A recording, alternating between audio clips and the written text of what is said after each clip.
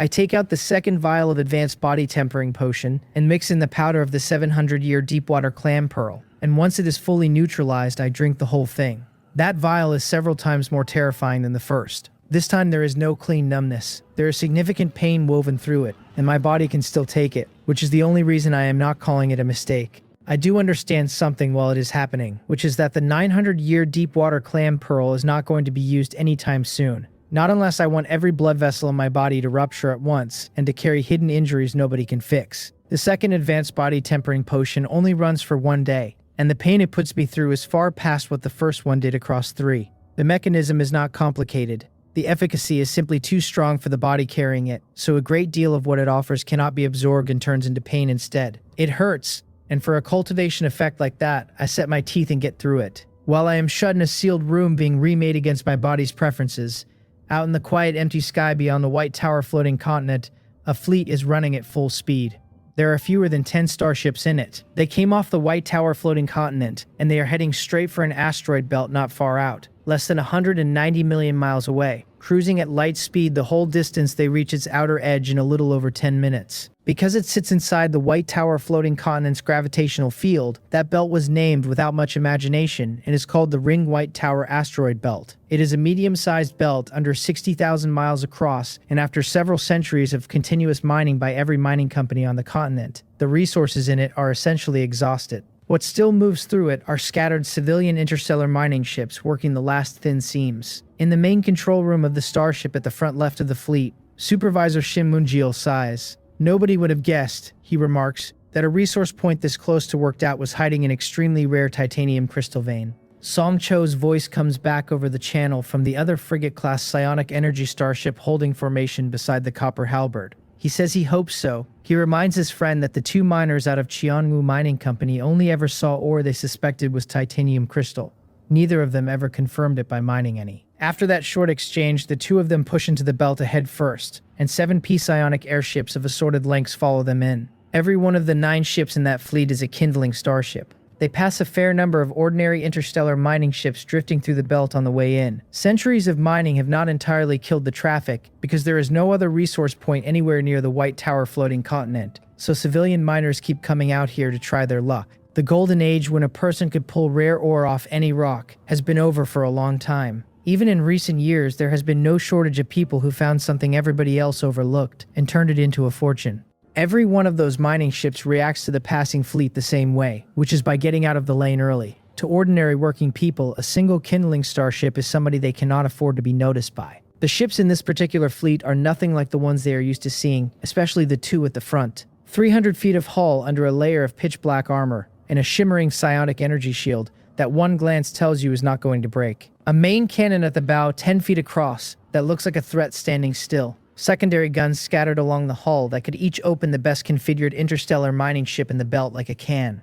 The fleet goes the whole way in without incident. Cheonwu Mining Company's exclusive area is one of the busiest working zones in the Ring White Tower asteroid belt today, with hundreds and sometimes thousands of interstellar mining ships moving through it in a day. That is why Cheonwu maintains a patrol fleet to keep daily order in the zone. Inside one of the mining ships, a man is telling Yukioa over the short-range channel that his luck ran well today and he pulled 5 tons of refined gold. Asking whether Brother Yuk would like to go drinking at Widow Son's place after shift. His treat, he hears Widow Son's mother has gone back to her hometown for a few days, and Brother Yuk could enjoy himself to his heart's content afterward. Yukioa has been sitting in the patrol boat all shift being bored, and his eyes come alive at that, and he immediately makes his voice indifferent and says they can discuss it after work. Then he adds that old Heyo should remember not to skim too much off the top, because if he gets caught, Yukioa will not have time to clean up after him. Old Heyo grins across in the mining ship, because he now knows there is an extra cut in today for him. He composes himself, smiles his most agreeable smile, and closes the short-range channel.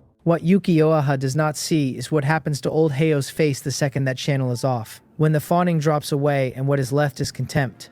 The man mutters about how nobody could count the number of people who have had Widow Son, and that only Yuk the Fool treats her like a treasure. Having enjoyed himself, old Heo turns his mining ship toward the company inspection point, and then his whole body goes stiff, and his eyes fix on the starry sky off to one side. It is a kindling starship fleet. He says so out loud and asks the empty cabin why that many kindling starships would come to a place like this. Whether all of them could possibly be Tier 1, because not one of them looks like a bottom-rung psionic shuttle. Old Heo is not the only miner to see them. Song Cho and Supervisor Shim Moonjeol have made no effort to hide their approach, and inside a short while nearly every miner in the zone knows the fleet is there. The result is that in under 2 minutes, several hundred interstellar mining ships scatter to both sides of the working area at a speed nobody has ever gotten out of them for work. The middle of the zone is deliberately, obligingly empty. The strange fleet shows no sign of leaving. While the miners are still wondering about it, a cold mechanical voice comes off one of the 2 ships leading the formation and asks who is in charge of this mining area. There is a pause, and then the miners push Yukioha, captain of the patrol guard, forward.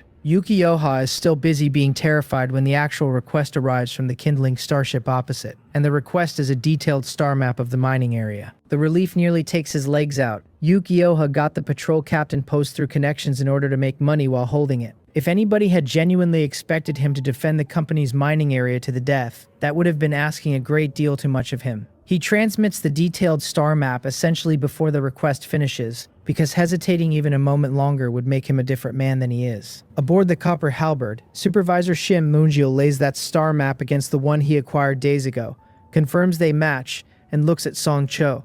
They both nod, and the fleet moves off toward the coordinates. Only 8 of the 9 kindling starships leave. One stays where it is, and a ring of light curtain comes off that ship and spreads across most of the mining area. Docked on an asteroid 100 feet or so across, Old Heo's interstellar mining ship sits very still. While everybody around him is still working out what that curtain is, Old Heo has already recognized it. What he says to himself is that they have brought a temporary communication jamming device, which means something good has turned up in this mining area again. Xianwu Mining Area 13, somewhere on the far side of the White Tower floating continent. Song Cho and Supervisor Shim Moonjeol bring their 8 kindling starships to a stop, because these are the exact coordinates they bought days ago. Shim Moonjeol tells the fleet to begin exploring at maximum speed and to report the instant anybody finds anything. The 6 psionic airships behind them scatter and start working through every asteroid in the vicinity. Shim Moonjeol's Copper Halberd and Song Cho's Blue Sky do not move with them. Neither of the 2 frigates is here to explore or to mine. They are here to watch the perimeter. The 2 of them took thorough precautions before leaving, and specifically jammed the miners' communications, and intercepting a man out of the Black Mountain Gold Shop was still not a quiet operation. Neither of them can be certain nobody with an interest has been watching since. Over half an hour goes by. The 6 psionic airships are halfway through the survey, and there is no sign of titanium crystal anywhere. On the Copper Halberd, Shim Moonjeol says out loud what he has been thinking, which is that it might genuinely have been a coincidence, that 2 miners might both have mistaken a similar-looking ore for titanium crystal. Song Cho is the calmer of the 2 about it. He tells his friend not to be anxious, since even ore that merely looks like titanium crystal has not been found yet either, which means nothing is settled. They have spent this long on the matter, and they can afford a little longer. About 10 minutes after that, one of the 6 psionic airships opens a communication request. Shim Moonjeol, who had more or less written the day off, comes back to life and signals Song Cho to connect it immediately. The projection that appears is a young man, and he does not wait to be asked anything. He tells his uncle they found it, that it genuinely is titanium crystal, and that preliminary detection reads a microvein with an estimated quantity of somewhere between 1,000 and 2,000 pieces. Shim Moonjeol has held the post of inspection team captain for nearly 20 years, and he cannot keep it in either, and what comes out of him is a shout of pure delight. He starts giving the order to call the other 5 over and begin full-scale mining. He does not finish the sentence, because there is a dull heavy sound from behind them and the blue sky under Song Cho's feet bucks hard. Song Cho looks at his shield value and it has dropped by a 1/5, and his stomach goes with it. The energy shield on the blue sky is a blue quality component, and it is strengthened to level 29. The only thing he did right is having kept it up, because that strike would otherwise have gone through the whole armor and done real damage to the ship itself. His eyes move fast. The titanium crystal is clearly leaked. Taking a 1/5 off a blue quality energy shield component at level 29 and 1 hit means the ship that fired is not merely a tier 2 kindling starship. It is a formidable one even among tier 2 ships. So he opens the channel and tells Shim Moonjeol that the enemy is also a frigate and to be careful. Then he tells the youngster still on the line to leave 2 airships in place to keep mining and bring the other 4 back to support. The orders take a matter of seconds, and afterward the 8 kindling starships have a very clean division of labor. 2 stay on the target asteroid and keep cutting.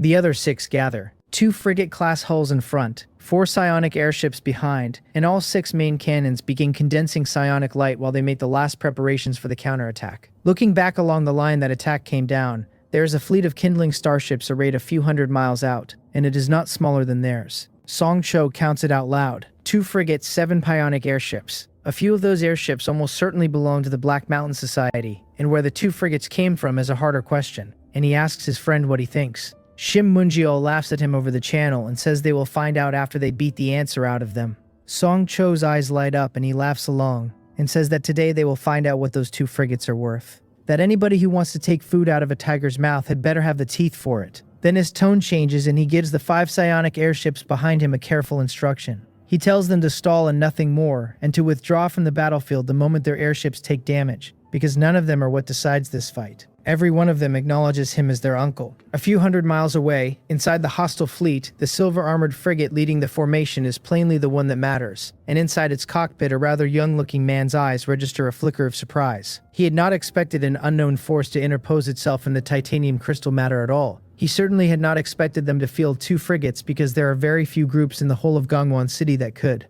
It is only a flicker. His expression settles again quickly, because although the force in front of him is not small, it is not worth his concern. In all of Gangwon City, he is the largest local power there is. A communication comes in, and when he takes it, the projection in front of him is a fat man with big ears whom anybody from Gangwon City would recognize on sight. The leader of the Black Mountain Society, the man they call Scarface. Scarface is famously vicious, and in front of this young man he is nothing of the kind. He addresses him as young Master Kang, observes that the opponents look like they have serious backing, and begins to ask whether they ought to consider. The young man cuts him off before he can finish. He does not care what their background is, he says. Attack with everything because he wants to see who dares steal a prize belonging to Ju Kang. With both sides decided, the fight was never in question. The 4 frigates, each about 300 feet of hull, pull out of their formations by unspoken agreement, leave the mining area beneath them and pick a battlefield thousands of miles away. The power of a kindling starship at frigate class is genuinely frightening, and a psionic airship or an asteroid caught in the backwash of that kind of exchange simply becomes dust.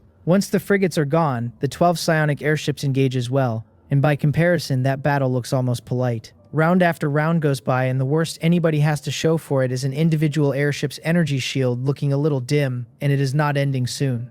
Out in an empty mining area, thousands of miles from anything, the battle of the 4 frigates begins properly. Song Cho's opponent is the silver warship. Shim Munjial's copper halberd takes the other one. Supervisor Shim Munjial's fight can be set aside for the moment, because the copper halberd and the frigate across from it are close enough in strength that nothing is going to be settled quickly. Every exchange of attack and defense takes an asteroid apart somewhere nearby, and neither hull is meaningfully closer to losing than it was at the start, which means this whole engagement is going to be decided by Song Cho's blue sky and that silver-armored kindling starship. As a veteran Tier 2 Flameseed captain, Song Cho's configuration is not poor. Beyond the blue quality energy shield, the shipborne main cannon is blue quality as well. After a short charge, the main cannon at the bow of the blue sky fires a laser beam 10 feet across. Inside the silver kindling starship, Ju Kang's mouth curls upward while his hands are already moving. The engines go to full power, and the ship becomes a silver afterimage, and is simply not where it was, and the shot goes through empty space. Having dodged, he answers immediately, and the vicious main cannon at the bow of the silver hole, also several yards across, puts out something equally serious. Song Cho's eyes narrow. Judging by the speed that ship just showed him, its engine component is blue quality at minimum, and there is a real chance it is purple. His stomach drops when he works that out, because it means landing a hit on the man is going to be extremely difficult. It also means his opponent owns the initiative on this battlefield, and that the blue sky is going to spend the fight on the back foot. He slips the incoming shot by a narrow margin and starts hunting through his options at speed, because on the current trajectory he loses. Then, whether because the silver ship is running some special component, or because its main cannon's cooldown is simply that short, the second shot comes roaring in, almost on the heels of the first. This one he cannot dodge. The blue sky shudders hard and the energy shield drops to half. Inside the silver hull, Ju Kang smiles like a man who has already been paid. The main cannon on his flagship carries a unique trait, which is that every shot has a 30% chance of triggering a double strike, and that trait has just fired. Watching the energy shield on that frigate dull further, he becomes steadily more pleased with himself, and he can already picture the thing across from him begging and conceding once its shield is gone. He pushes the control lever forward and closes the distance on the blue sky continuously, while the 4 secondary cannons along his hull open up and stay open. Aboard the blue sky, Song Cho's expression actually eases, because seeing that the opponent's main cannon requires no charging time takes a great deal of pressure off him, rather than adding to it. At the same time, he activates a white special component on the blue sky called a shield repair sphere. Light surges across the hull, and the shield value, which had been under half, begins climbing slowly, and 20 seconds later it has come back up to 68%. The shield repair sphere is a component of very ordinary quality, with genuinely good attributes. It repairs a portion of a kindling starship's damaged shield value, and the proportion is not large, and even strengthened all the way to level 29 it only restores 20%. A component that is almost never useful is an enormous help right now. Pulling that shield back to 68% buys the blue sky a great deal of the time she was about to run out of. Watching that shield recover most of its luster, Ju Kang immediately identifies it as a shipborne shield restoration component, and something hot moves through his eyes, because restoration components are uncommon and closer to rare. A part that does that much at exactly the wrong moment for an enemy is obviously worth coveting. He is also clear that taking it requires completely defeating the frigate in front of him, which has not identified itself, because only the victor gets to strip a special component off the loser. So Ju Kang gets impatient. The other side has evidently already begun mining the titanium crystal in the Cheonwoo area. If he cannot finish this quickly, he will win a fight and lose the vein, and trade a harvest for a handful of crumbs. Under increasingly frequent fire, the frigate across from him starts looking hurried. After the first few dodges, 2 out of every 3 shots are landing. Time passes, and the energy shield on that hull dulls to nothing again, and the moment his own main cannon finishes charging, Ju Kang fires impatiently. At the same time, the silver kindling starship he is flying drifts forward a short distance without him thinking much about it. Ju Kang is a Flameseed captain with real combat experience, and he does possess the basic instincts. That is visible in the fact that he has not let his main and secondary cannons stop for 1 second since the fight began. He has kept the blue sky pinned under weight of fire and given her nothing to work with. What he does not expect is that the short distance the silver blade just advanced is the exact thing his enemy has been waiting for. Inside the blue sky's cockpit, Song Cho takes it precisely and activates another special component, a super magnetic tractor beam generator. The silver kindling starship, having just entered effective range, is caught by a beam that comes off the blue sky carrying an enormous pulling force. The instant contact is made, the silver hull is bound in place, and no matter how hard Ju Kang drives his engines, he cannot break out of it. For a moment, Ju Kang genuinely panics, because the engine component on his flagship is an extraordinarily rare purple engine, and it cannot pull free, which means the component producing that beam is purple at minimum. He gets his composure back quickly, because so what if it is a purple quality tractor component? The shot he already fired is about to shatter the enemy's energy shield completely. The silver blade carries a blue quality energy shield of her own, and even unable to dodge, she cannot be seriously hurt by a single hit. Then something else goes wrong for him. The energy shield on the surface of that enemy hull, which was dull and finished a second ago, has recovered part of its luster again. It survives the shot the silver blade just put into it. Inside the blue sky, Song Cho smiles slightly. His shield repair sphere is not a one-use component. It grants a repair opportunity every 24 hours, and it accumulates up to 2 charges. And that is not the end of it. With the blue sky shield preserved, Song Cho takes the opening and activates the ship's 3rd special component, Nur's armor-piercing quiver, purple quality, already strengthened to level 29. That component does exactly one thing. On activation, it adds a 50% armor-piercing effect to the kindling starship's main cannon for 10 minutes. And with that layered on, what the blue sky does to the silver hull goes up enormously. The only regret in it is that Song Cho himself still carries a white flame seed, which caps every component on the blue sky at level 29. Given the quality of Kerr's armor-piercing quiver, what it would do at Tier 3, between level 30 and level 39, is not a comfortable thought for anybody standing across from it. A few minutes later, the tractor beam expires, and by then the silver blade's energy shield is under 10%, while the armor-piercing effect on the blue sky still has time left on it. Song Cho is lining up the shot that will finish the silver hull's shield entirely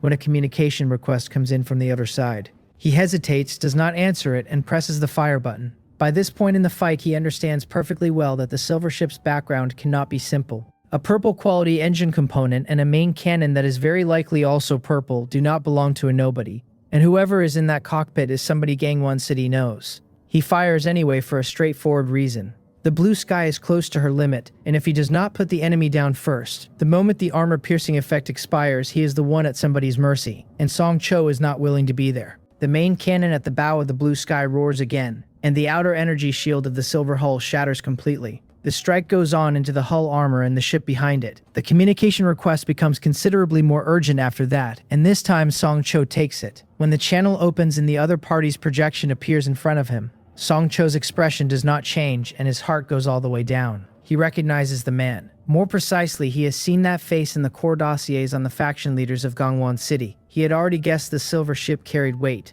and the specific face in front of him is still past what he had prepared for. If he remembers correctly, the young man is called Ju Kang. He is around 100 years old. He became a Tier 2 kindling captain over a decade ago, and his personal strength is formidable. None of which is the problem. If the man were only a promising Tier 2 captain, Song Cho would not have thought twice about him. The problem is Ju Kang's father, who is a man with something very close to absolute power in Gangwon City. Principal Ju Yogyu, the head of Gangwon First Kindling Academy, is the only Tier 3 kindling captain in this city. His cruiser-class psionic airship firing at full power is enough to suppress an entire low-grade Star Sea floating continent. And Ju Kang is Principal Ju Yogyu's fourth son. He is not the favored one, and he is still a direct descendant of a Tier 3 kindling captain, and if anything happens to him, his father becomes involved as a matter of course. Song Cho and Shim Moonjial concealed themselves carefully and were discreet about all of it. If a Tier 3 kindling captain decides to investigate in earnest, being found is a question of time and nothing else.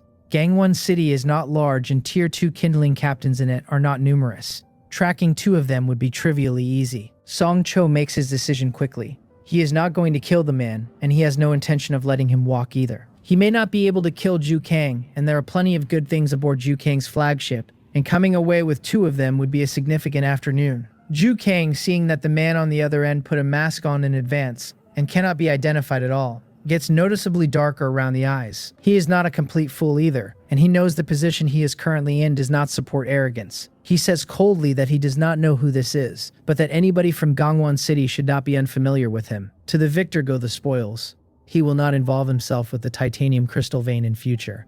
And how does that sound? Behind the mask, Song Cho curls his lip, because what Ju Kang has just proposed is that he walk away from all of it at no cost. And Song Cho is not agreeing to that. He tells the man that out of respect for his father, he can let him leave, and that he should not try to use the titanium crystal vein as a bargaining chip. It is a remnant vein that does not even qualify as a micro vein, with reserves that will not exceed 300 pieces, and it was found by his side first. So what exactly does it have to do with Ju Kang? Ju Kang's eyes go dark and he grinds out a question about what else the man wants. Song Cho pauses briefly and then says it is simple. 2 shipborne components of blue quality or higher as the price of losing. Ju Kang roars that this is impossible before the sentence is fully out, which tells Song Cho exactly where the man's limit sits. So Song Cho does not indulge him, and the blue sky opens fire again. Before long, the hull armor damage on Ju Kang's silver blade is past 70%, and the damage to the ship herself is past 40%. Song Cho is not encouraged by it. Ju Kang's attitude is extraordinarily firm, as though he is entirely certain the man across from him does not dare kill him,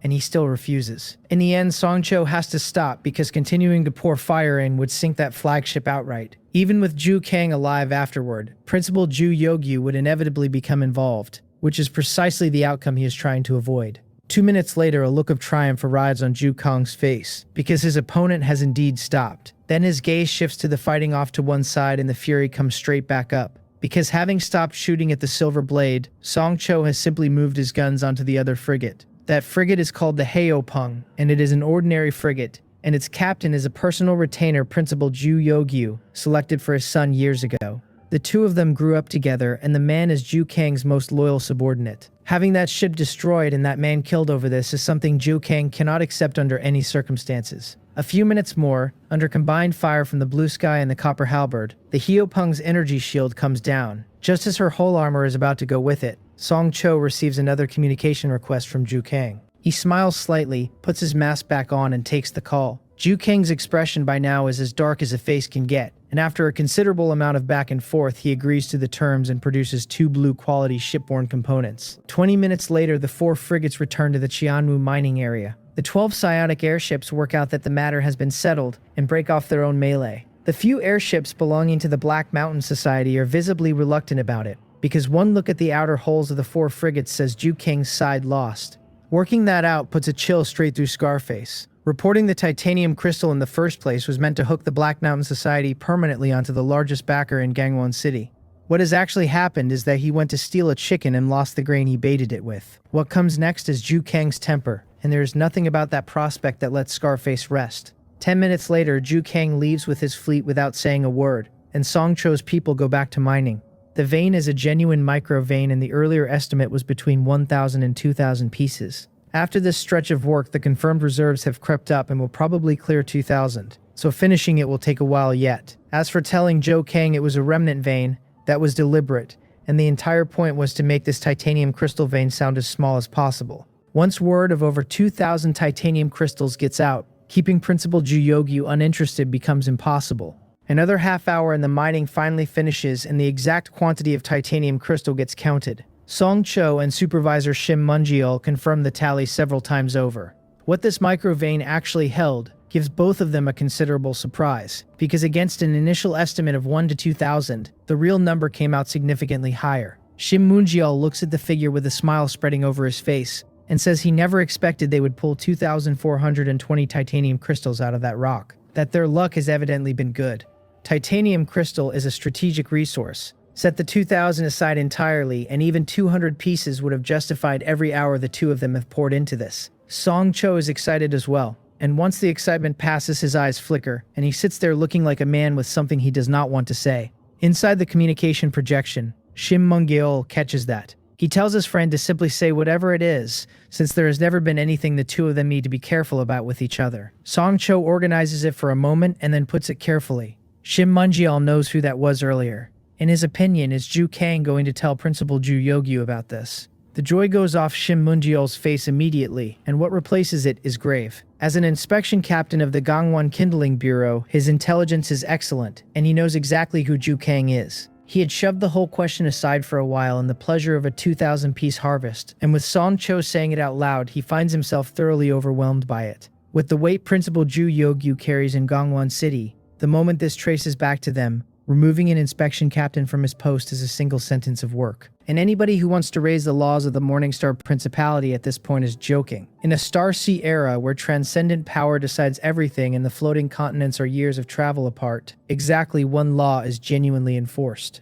It holds across the Morningstar Principality and across the whole territory of the kindling human civilization. It is that battleship-class kindling warships and above are forbidden from any form of internal conflict. Beyond that, so long as nobody does something spectacular, like slaughtering civilians with kindling starships, or staging an open brawl with over 100 hulls, essentially nobody investigates anything with any seriousness. Shim Mungiol looks at Song Cho and asks anxiously whether he has a way to resolve this, and tells him to say so if he does. Song Cho has only been in Gangwon City for 20 years, and there are things he may not understand. Principal Zhu Yogyu has seemed amiable for years now, and that has only been true since he became principal of Gangwon First Kindling Academy. What Shim Mungiol heard from his father and the others is that a century and more ago the man was a killer, who did not blink. Then, apparently worried Song Cho is not taking it seriously enough, he adds that once Zhu Yogyu tracks it to them, even persuading the bureau chief to plead on their behalf is probably useless. Song Cho nods, because he agrees with every word of it. His own understanding of Principal Zhu Yogyu is not thin. The man is a veteran kindling captain who has been Tier 3 for over 200 years. Anybody capable of covering the sky over Gangwon City with one hand is somebody a person pays attention to. It is precisely because he understands the man that he has been uneasy since the moment the mask came off the other end of that channel. As for the bureau chief Shim Mungiol mentioned, that is the bureau chief of the Gangwon Kindling Bureau, and although his position is high, the man is currently stuck at the peak of Tier 2.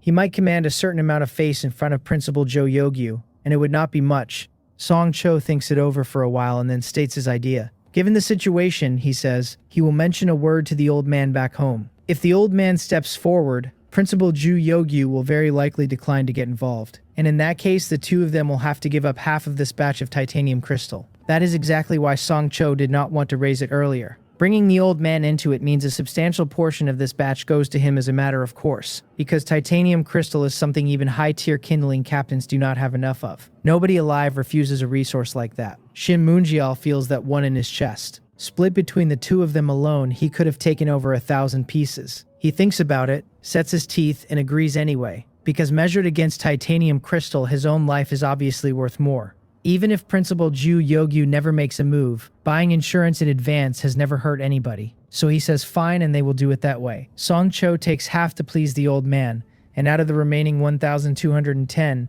the two of them take 505 each. The 7 youngsters can divide the last 200 between them. It is an entirely reasonable arrangement and Song Cho agrees to it quickly. The two of them put away 505 pieces each and leave the remaining 200 for the 7 psionic airships to distribute among themselves. The two of them give several rounds of extremely serious instructions never to breathe one word about the titanium crystal to anybody. Then, all 9 kindling starships conceal their tracks one after another and run for the White Tower floating continent. Once they are back over the continent, 3 of the psionic airships separate from the fleet and head off towards several other cities. The kindling captains of those 7 psionic airships were all direct juniors that Song Cho and Shim Moonjil trust absolutely.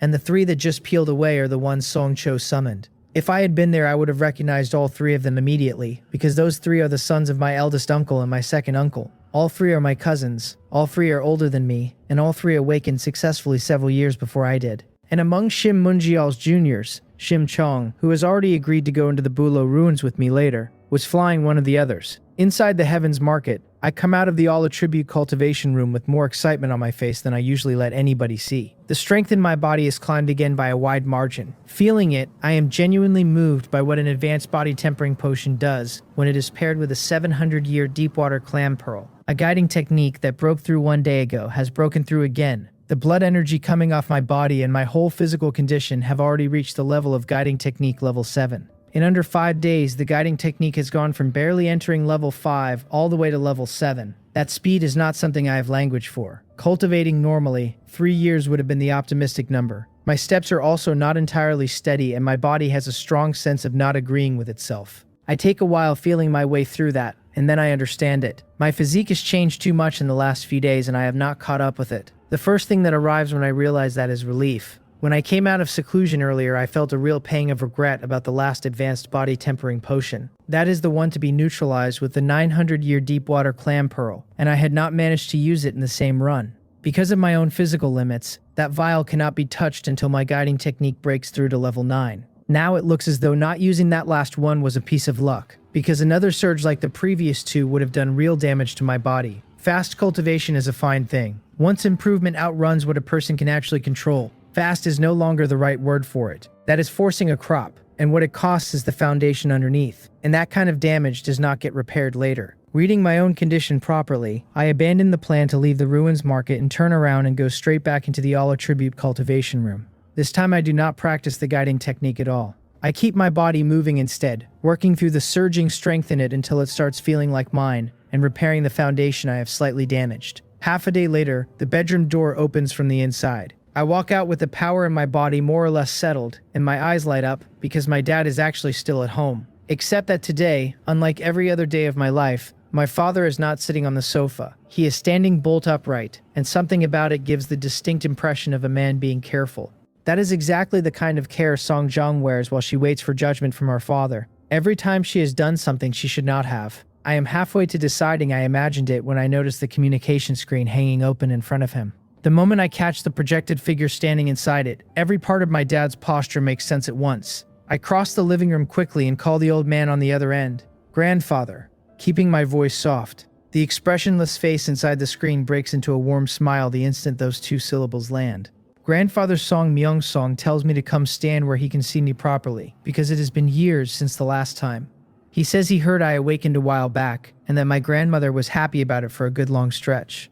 Then he tells me my grandmother's 200th birthday is coming up, and that when I come to White Tower City for it, he will have a big gift waiting. I grin and nod several times, thanking him and promising that his grandson will bring a gift of his own on the day. He laughs out loud and says he will wait and see. Beside me, my father gives me a thumbs up, and the relief coming off him is almost a physical thing. Standing in front of his own father puts a weight on him that nothing else in his life manages. With me in the middle of it, Grandfather Song Myung-song finds it difficult to keep aiming that cold look at his son, so he shifts to business instead.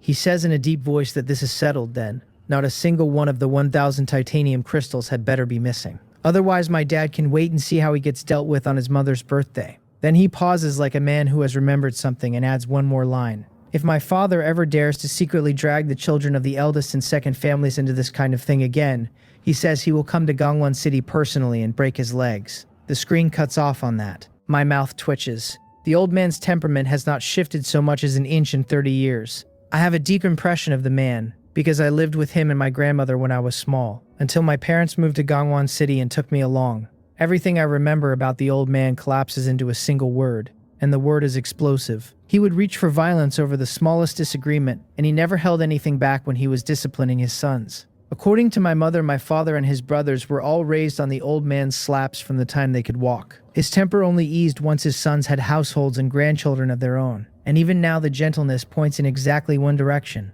at us. I let all that go and moved to the thing my grandfather said that actually matters, which is titanium crystal. I asked my dad whether he got them and how many. With the communication cut, Song Cho slides back into being the head of the household and answers unhurriedly that the quantity is not very large. Besides the 1,000 set aside for the old man, he has 715 in hand. He tells me not to talk about it outside, and above all, not in front of my grandfather. I understand him in about 1 second. He underreported, or rather, he kept a portion for himself. After thinking it through, I ask him in a low voice how he plans to arrange those 700 and some crystals. I want to know whether there is any surplus beyond what my mother needs for her promotion. Song Cho looks surprised, turns, and studies me carefully. He asks whether I can actually use titanium crystal, and his tone has gone solemn, because a resource this rare has to be taken seriously. If I really can use it, he will not be stingy with me. But if this is only curiosity, that is a completely different conversation. Titanium crystal is not a normal strengthening resource, and calling it a hot potato would not be an exaggeration. Handing it to a son who cannot use it hurts him rather than helping him.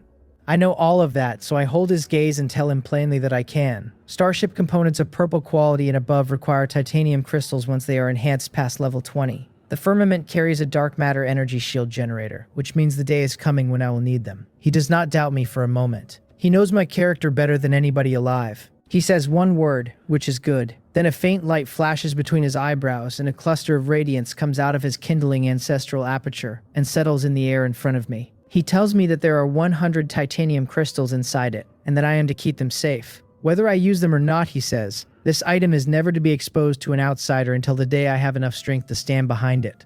Then he waves me off and sinks his consciousness into his ancestral aperture, connecting to the kindling network through his flame seed. Because my mother's promotion still needs resources, he had already found materials there that I advance, and the sellers all wanted more than he could put together. A few hundred titanium crystals close that gap. Naturally, he will not sell them under his own name, and he knows the procedure better than most, which means a covered identity, a changed address, and never too many at once. Then he remembers something, cuts the network again, and calls after me while I am halfway back to my bedroom. He has something else to give me. I turn around and come back to his side. I am still wondering what he is going to produce when the light flashes between his eyebrows again, and 2 blue rays float out into the space between us. The instant I see what is inside those 2 spheres of light, I am openly delighted, because they are high-quality starship components. I ask him where on earth he got 2 blue-quality components. He says it was a side harvest while he was chasing the titanium crystals, and tells me to pick one and leave the other for my mother. He says it lightly, the way a man mentions the weather. I know better. 2 blue-quality components mean 2 blue-quality exotic items sitting somewhere at the bottom of that hunt, and exotic items are not cabbages you pick up cheap at a market stall. He is unwilling to say more and I do not push, so my attention drops onto the 2 components instead. The first resolves for me as obsidian hull armor at level 0, blue quality,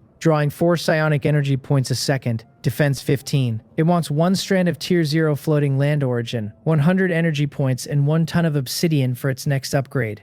I do not have much interest in it. The firmament already wears white quality golden rock hull armor, and with the dark matter energy shield generator on the same hull, the difference between white and blue stops mattering. Below purple quality, hull armor is hull armor. There is a second, smaller reason underneath that one. I only just reinforced the golden rock hull armor to level 10, and I have not taken it into a single fight yet. Swapping it out now would throw every one of those resources away, because the moment a shipborne component is uninstalled, its reinforcement levels reset to 0 and nothing is refunded. So I skip past the obsidian hull armor and look at the second sphere of light, and my eyes light up in a way they did not for the first. Particle beam main cannon at level 0, blue quality, 20 psionic energy points a shot, and it carries a characteristic that raises main cannon power by 10%. Power 17, a charge time of 10 seconds and a cooldown of 20, and its next upgrade wants 3 strands of tier 0 floating land origin, and 300 psionic energy points. The psionic main cannon bolted to the firmament is also at level 10, but it is colorless quality, 2 full grades below the thing in front of me. In reinforcement ceiling and raw attack power both, the particle beam main cannon crushes it. Then there is the part that actually matters, which is the characteristic. As a rule, only components of purple quality and above come with characteristics of their own.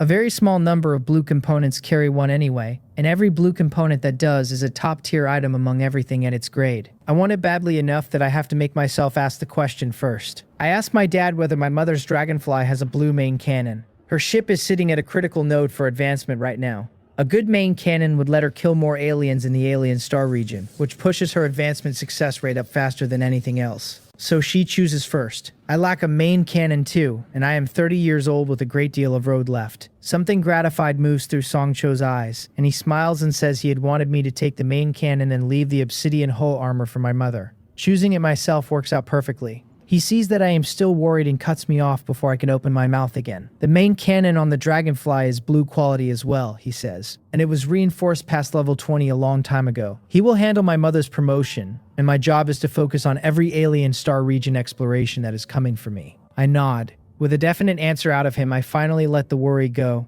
and the sphere of light holding the particle beam main cannon goes into my kindling ancestral aperture. Inside the Heavens Market, I summon the firmament, strip the psionic main cannon off it, and mount the particle beam main cannon in its place. Then I start pouring resources in immediately. Reinforcing a blue component eats far more than a white one does, and it costs me 271 strands of Tier 0 floating land origin to walk the cannon up to level 10. At that level, it draws 40 psionic energy points a shot. The characteristic is climbed to 15%. Power reads 173, charges down to 3 seconds, and cooldown to 6. The next upgrade wants 15 strands of Tier 1 floating land origin along with 2,500 psionic energy points. I stop there, not because I want to, but because I have exactly 12 strands of Tier 1 floating land origin left. Beside the old psionic main cannon, the difference is not a small step up. The starship base behind Gongwon First Kindling Academy. In one of the docking bays, the cruiser Radiance sits quietly, and inside it stands the Dean, the Tier 3 kindling captain everyone in the city calls Principal Joe Yogyu. He is up on a psionic cultivation platform reinforced to level 39, calmly running through his guiding technique. For a man who has been Tier 3 for more than 200 years and whose lifespan is closing on 500, there is nothing more important than not stopping. The arithmetic of it is public and brutal. A Tier 0 kindling captain is no different from an ordinary person and lives 140 years. A Tier 1 captain reaches around 200. A Tier 3, the number simply doubles off the Tier 2 base and lands at 600. 600 years is an enormous span of time, and every Tier 3 kindling captain alive still feels it is not enough. Strengthening a kindling starship is fast, because resources go in and levels come out. Cultivating the guiding technique is nothing like that. Past level 30, the speed becomes almost impossible to describe, and a single level routinely eats decades or a full century, which is why a veteran cruiser captain like Yo Yoju, Tier 3 for more than 200 years, is still only sitting at guiding technique level 37. With 100 years left before his lifespan runs out, a man in his position has exactly one option. That is to attempt the advance to Tier 4 before he turns into a mound of yellow earth. The prerequisite for breaking through to Tier 4 is a guiding technique at level 39. That is the whole reason he, and better than 99% of every other Tier 3 kindling captain in the civilization, spends every spare hour standing on a cultivation platform. A shout comes from outside the Radiance and drags him out of it. He frowns on instinct and is halfway into a furious answer when his mind sweeps the hole and finds his own son standing there. He lets go of the cultivation state on his own instead. Ju Kang does not come aboard, so Ju Yogi walks out to him. It is not a dignified way for a man of his rank to take a visit, and there is no alternative, because that is how a kindling starship works. The moment an outsider boards, no matter how strong or weak that outsider happens to be, the ship deducts 10 strands of floating land origin at the tier matching its own. That charge only covers the first 10 minutes, and every additional minute after that doubles what came before. Put concretely, letting Ju Kang set 1 foot on the Radiance costs 10 strands of Tier 3 floating land origin on the spot. 10 minutes aboard costs another 20 strands. 12 minutes costs 40. 13 minutes costs 80. And the number keeps folding over itself from there. Because of that restriction, no kindling captain lets outsiders wander onto his ship for the fun of it, and high-tier captains are the strictest of all. Ju Yogyu asks what it is this time, and whether his older brother failed him so badly that he had to come here. His face stays straight and his tone stays cold, because he has never thought highly of this son, whose only proven talent is making problems for his father. Ju Kang knows where he stands, so he does not bother with an approach. He says he recently heard news about titanium crystal.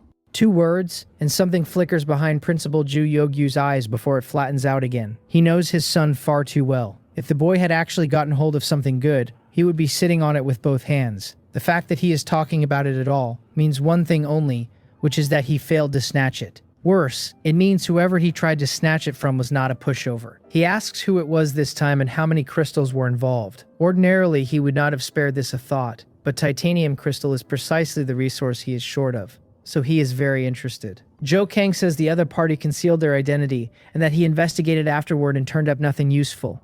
His father frowns and the disappointment in his eyes goes a shade deeper. Losing a fight is one thing.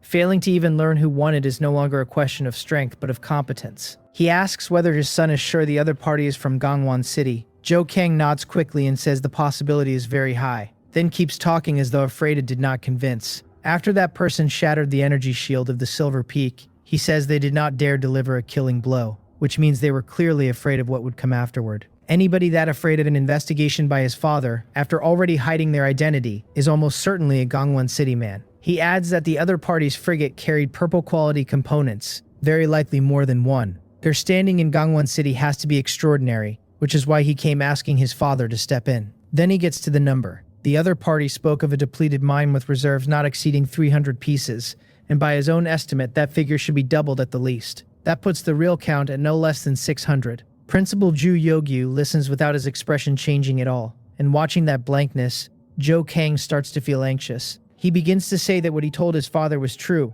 and before he can finish, a communication tone sounds. His father waves a hand to cut him off and looks down at the Morning Star Principality exclusive edition bracelet on his wrist, where the name displayed against the incoming call reads, Grandfather Song Myung Song. He wonders aloud why that man would suddenly contact him, and then stops himself. Across the 5 major cities of the White Tower floating continent, out of a population above 100 million, the kindling captains standing above Tier 3 are few. They have all long since exchanged contact details. Looking at the name, Ju Yogyu turns his head and gives his son a glance that says he has already guessed the shape of this. Joe Kang catches that too. He is no stranger to the name Song Myung Song. It is one of the top 3 entries on the list of people never to provoke that his father drew up specifically for him and his brothers. His stomach drops, and he refuses the conclusion out of pure instinct. His father takes his gaze off him and accepts the call. A figure resolves on the projected light screen, resolute-faced, dressed like a man who has never cared what a room thinks of him, and showing no sign of age. A faint smile appears on Ju Yogyu's blank face, and he asks what wind blew this way today, that the man would contact an old bag of bones like himself. On the far end, Song Myung Song laughs out loud, and the two of them trade pleasantries for a while. Then Song Myung Song cuts to it. He says he is calling today because of the juniors. As he speaks, his gaze slides past Ju Yogyu and sweeps over Ju Kang standing behind him, then withdraws without leaving a mark on his face. He presumes Ju Kang has heard about it, he says, since 2 juniors under him had a conflict with this one here. The 2 of them had no idea the so-called Black Mountain Society had Ju Yogyu's boy standing behind it, which is the whole reason it happened. Fortunately, both sides knew their limits and nothing serious came of it, so he suggests they let the matter rest. The tone is gentle and genuinely pleasant to listen to, and the more pleasant it gets, the heavier Ju Yogyu's chest becomes. There is nobody on the White Tower floating continent who has not heard about Song Myung Song's temper. Anyone who can make that man mediate in a voice like this is not going to turn out to be the 2 juniors he mentioned. He hesitates, then asks who these juniors are, specifically. Song Myung Song's face turns unpleasant at the question, and he takes his time before answering that it is embarrassing to say, but that it is the same as it is for old Ju. He does not spell it out, and he does not need to, because Ju Yogyu gets it instantly. Joe Kang is his son. If the relationship on the other end matches, then the man who had the conflict with his son is Song Myung Song's son. With that answer, Joe Yogyu agrees quickly, and the 2 of them settle it there, with neither side pursuing anything further. Song Myung Song is not about to be stingy either. The Song family still has to go on living in Gangwon City, so once the terms are set, he peels 200 crystals off that batch of 1,000, to be delivered afterward. At the words 200 titanium crystals, the smile on Ju Yogyu's face turns considerably more sincere. Whatever else happened out there, his son came home unharmed, and he has just collected 200 titanium crystals, which means face and substance both. He will not be chasing this any further, openly or otherwise. The call ends. Behind him, Ju Kang has been silent through all of it, and still will not swallow it. He says that since the other party can produce 200 crystals that easily, they must have taken far more, and asks whether they are really going to let it go like this. Principal Joe Yogyu's expression turns cold, and he tears into him. He asks whether his son imagines he does not know that, or whether he thinks he needs reminding. His son's skills were inferior, he says, and he let somebody beat him to it, and there is nobody to blame but himself. Then he warns him that this ends here. That old thing Song Myung-song is not simple and his temperament is lawless. If Zhou Kang genuinely provokes him, there is nobody in the region who can stop the man except the White Tower Guardian. Zhou Kang's heart jolts. In more than 100 years of life, this is the first time he has ever heard his father say straight out that he is the lesser of two men. Watching his son's back as he leaves, Zhu Yogi's eyes waver, because there is one more thing he did not say aloud. Strength aside entirely, the other party is far younger than he is. At 500 years old in Tier 3, he is a man in his twilight. Even if he could hold Song Myung-song off for a stretch, the question is what happens when his own end arrives. Forget Zhu Kang. Among all his sons, the strongest is his eldest, and the eldest is only at the peak of Tier 2, with less than a 10% chance of reaching Tier 3. Once he himself is gone, a single sentence from Song Myung-song could erase the Zhu family from the continent. That, and not fear of a fight, is the real reason he will not provoke the man. As far as he knows, Song Myung-song is not yet 300 years old. He is terrifyingly young for what he is, and his potential to advance to Tier 4 is not something anybody sensible would call small. With a definite answer from Song Myung-song in hand, my father and supervisor Shim Moonjil stop worrying, and Gangwon City goes quiet again. I was not a participant in any of that, so none of it touches me much, and I go back to my cultivation plan. The 2 advanced body tempering potions I neutralized with Deepwater Clam Pearl came close to costing me my foundation. Having stabilized that foundation again, the last thing I am allowed to do is ease off the guiding technique. My father and my former homeroom teacher Yang Myonghui have told me the same thing more times than I can count. The whole of guiding technique cultivation lives or dies on persistence. Past Tier 2 the speed becomes brutally slow, and one careless run can leave a man burning out his lifespan without ever reaching the tier above. The less time a captain wastes in the early stages, the more of his life is left for Tier 2 and Tier 3, and that leftover time is what keeps the higher tiers in reach. More than 20 days go by. I am standing in the Heavens Market in front of the ultra-long-range random Spacegate deployment platform with more excitement in me than I usually allow.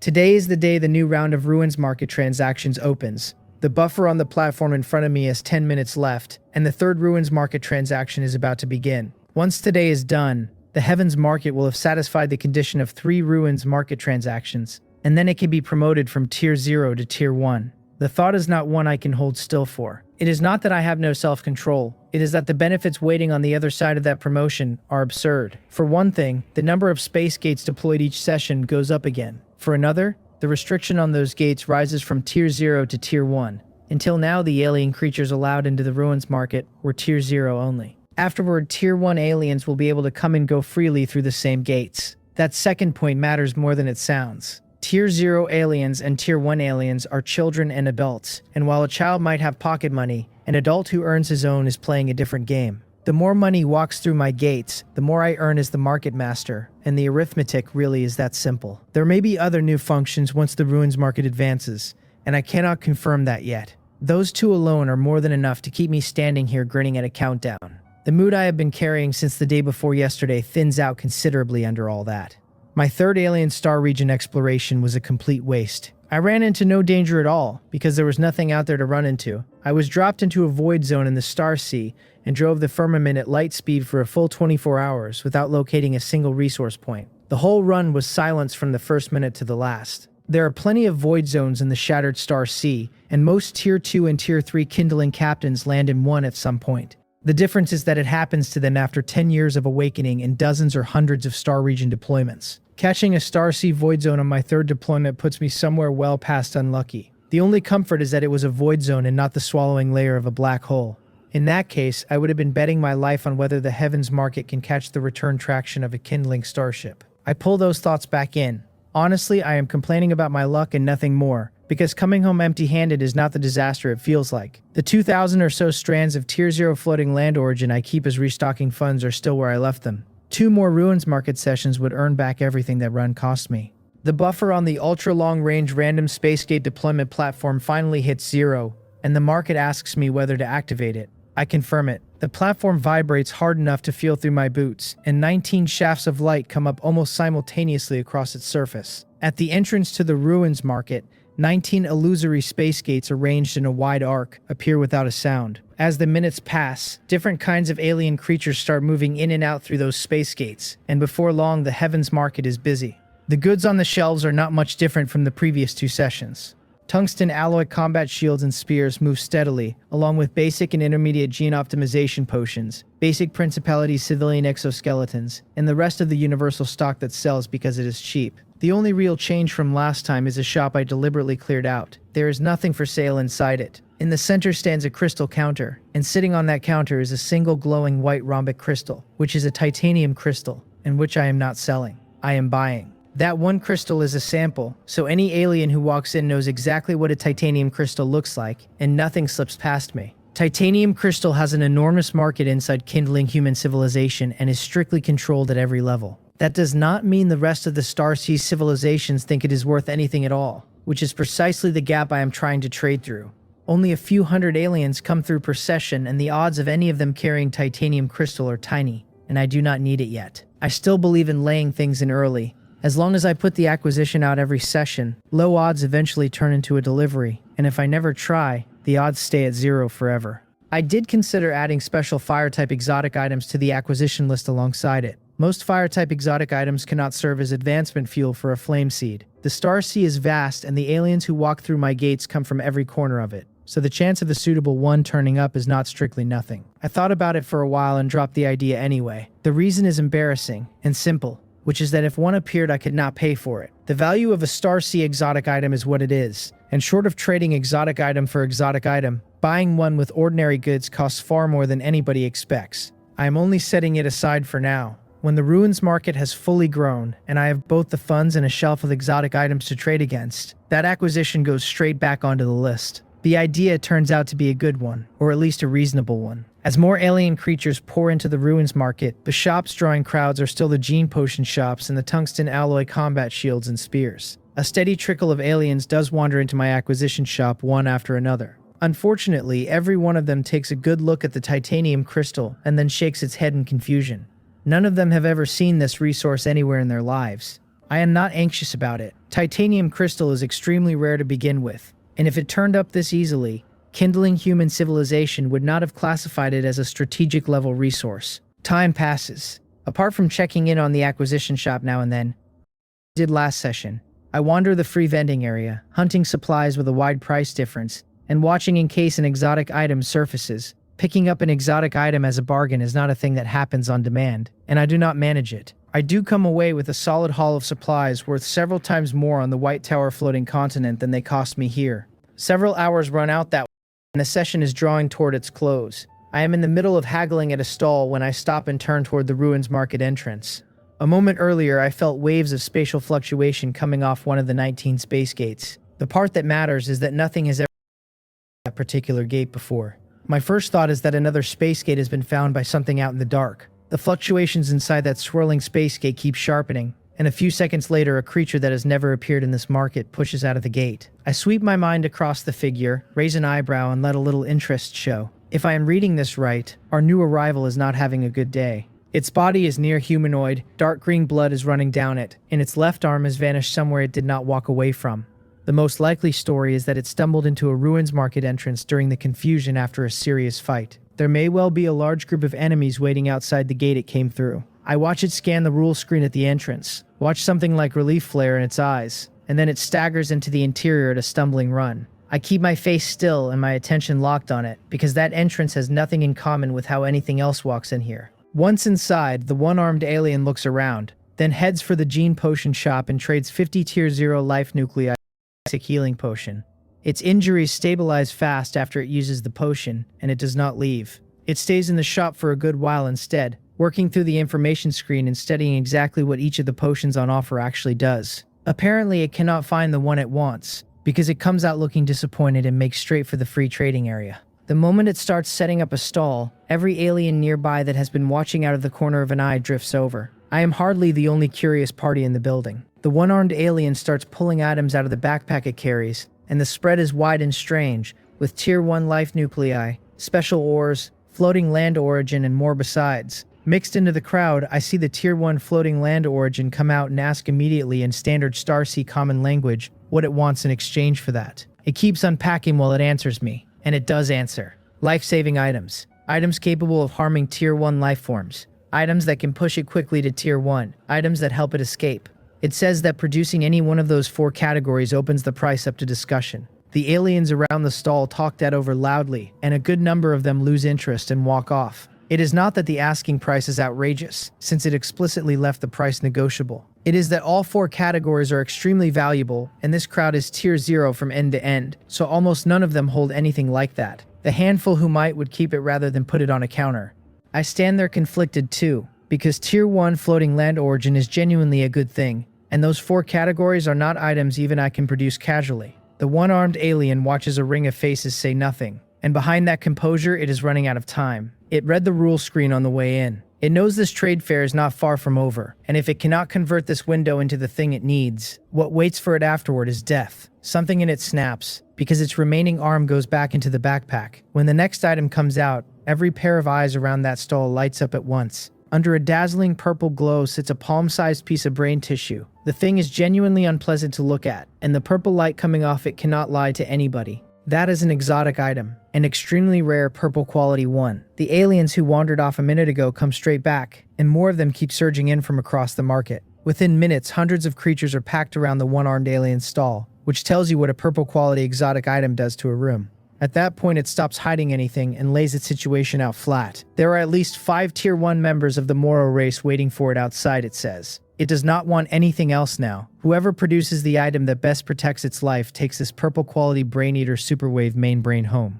The eyes ringing that stall are hot and openly greedy, and not one living thing there makes a move. In the 20-odd hours already gone by, a few aliens demonstrated the price of crooked thinking with their whole bodies. A round of discussion goes nowhere. Several of them dig out the good things they keep at the bottom of the box, and none of it satisfies the one-armed alien. There is no way around the shape of the problem. Asking a Tier 0 creature to produce something that stands against 5 Tier 1 creatures, or walks away clean under their noses, is asking too much. I am not watching the aliens. My attention has been fixed on the one-armed alien's hand since the moment that purple light appeared, and the attributes resolve for me quickly enough. The exotic item reads as a Brain Eater Superwave main brain, purple quality, and it is evolvable into something called a Brainwave remote control system. The note underneath says it is the brain of a high-tier Starsea creature that became a purple exotic item over a long evolution, and that its function is unique. That is not enough. I need to see what it becomes as a shipborne component before I know whether it fits me. Either way, I intend to walk out of here with it. Even if it turns out to suit me poorly, I can list it on the kindling network afterward, and a purple quality shipborne component will have kindling captains lining up to bid. So I tell the stall owner carefully that I need to examine the exotic item personally to see whether it suits me, and ask whether that is acceptable. The one-armed alien goes visibly wary. It only just entered the ruins market, and while it read the rules at the gate, it has not yet watched what happens to anybody who breaks them. Caution is the instinct keeping it alive today. The crowd turns out to be an enormous help. Several of the aliens around us tell it to relax. If it is worried about this merfolk race individual pulling something, it can call on the rule will of the trading space to stand as witness. Under the rule will, nobody dares carry an ulterior motive into a deal. Hearing that, the one-armed alien tentatively summons the so-called rule will of the ruins market. My expression does not change while my mind moves, and I reach for the secret realm rule power of the space and manifest a phantom golden dragon above the stall.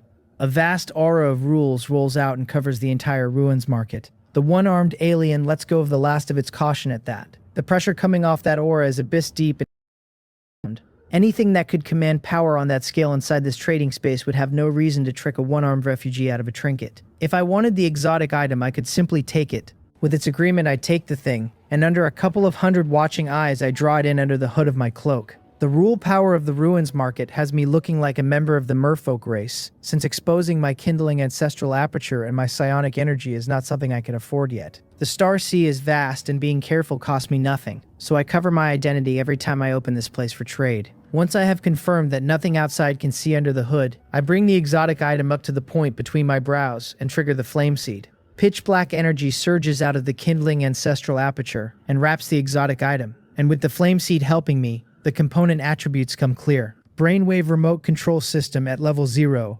Purple quality drawing 10 psionic energy points a second once it is running. Its trait says that when the ship owner is marked with a brainwave beacon, the owner can remotely control the kindling starship in reverse. Its effect says that once the component is active, it can condense a brainwave beacon, and that creatures' mechanical creations and the like carrying a beacon can be remotely controlled. Control distance 10 light seconds. Duration 40 minutes. Cooldown 6 hours, and its first upgrade wants 10 strands of Tier 0 floating land origin, 500 psionic energy points, and 20 pounds of soul crystal. I hand the exotic item back with nothing on my face at all. Behind that, I am burning. Everything on that panel says the same thing. I am holding a shipborne component with a special function, and once it runs, it hands me remote control. In my position, that effect is worth more than the panel makes it sound. Start with the Fire Sunflower Soldier puppets, because the single biggest weakness shared by every soldier puppet component is that they cannot go far from their kindling captain. They are puppet bodies with no consciousness of their own and can only accept orders passively, so once they drift past the limit, they lose the ability to act. That restriction has bitten me in more situations than I want to count. Exploring an unknown region is the obvious one. Because the puppets cannot go far, the captain hanging back behind them is inside the blast radius of whatever crisis they walk into. The other one is that I can never send a puppet off alone to finish a task on its own. With a brainwave remote control system, I plant a beacon on a puppet ahead of time and control it from anywhere, and every one of those limits stops existing. Beyond that, planting a beacon on myself gives me remote control of my own ship, and I can think of at least one use for a captain who wants to be provably somewhere else. Then there is the idea I keep circling, which is whether this thing works across the heavens market. If it does, I leave a Fire Sunflower Soldier puppet parked outside before I step in, and I see what is happening out there in real time while I trade. That would turn using the heavens market to dodge danger from a gamble into an actual technique. As it stands, the moment I enter the ruins market, I am blind, and I have no way to judge when to come back out. Leave too early and the danger has not cleared. Leave too late and I miss the firmament's return window, which is the kind of mistake that ends a captain. I do not have much confidence in it. Purple quality exotic items are rare. The heavens market sits on the dark side of the star sea inside a void rift, so asking a brainwave beacon to reach through boundless void feels like a stretch. Even at low odds, the base function alone means I am not leaving without this thing. More than 10 minutes go by and nothing that satisfies the one-armed alien surfaces, because the Tier 0 aliens really are out of anything good.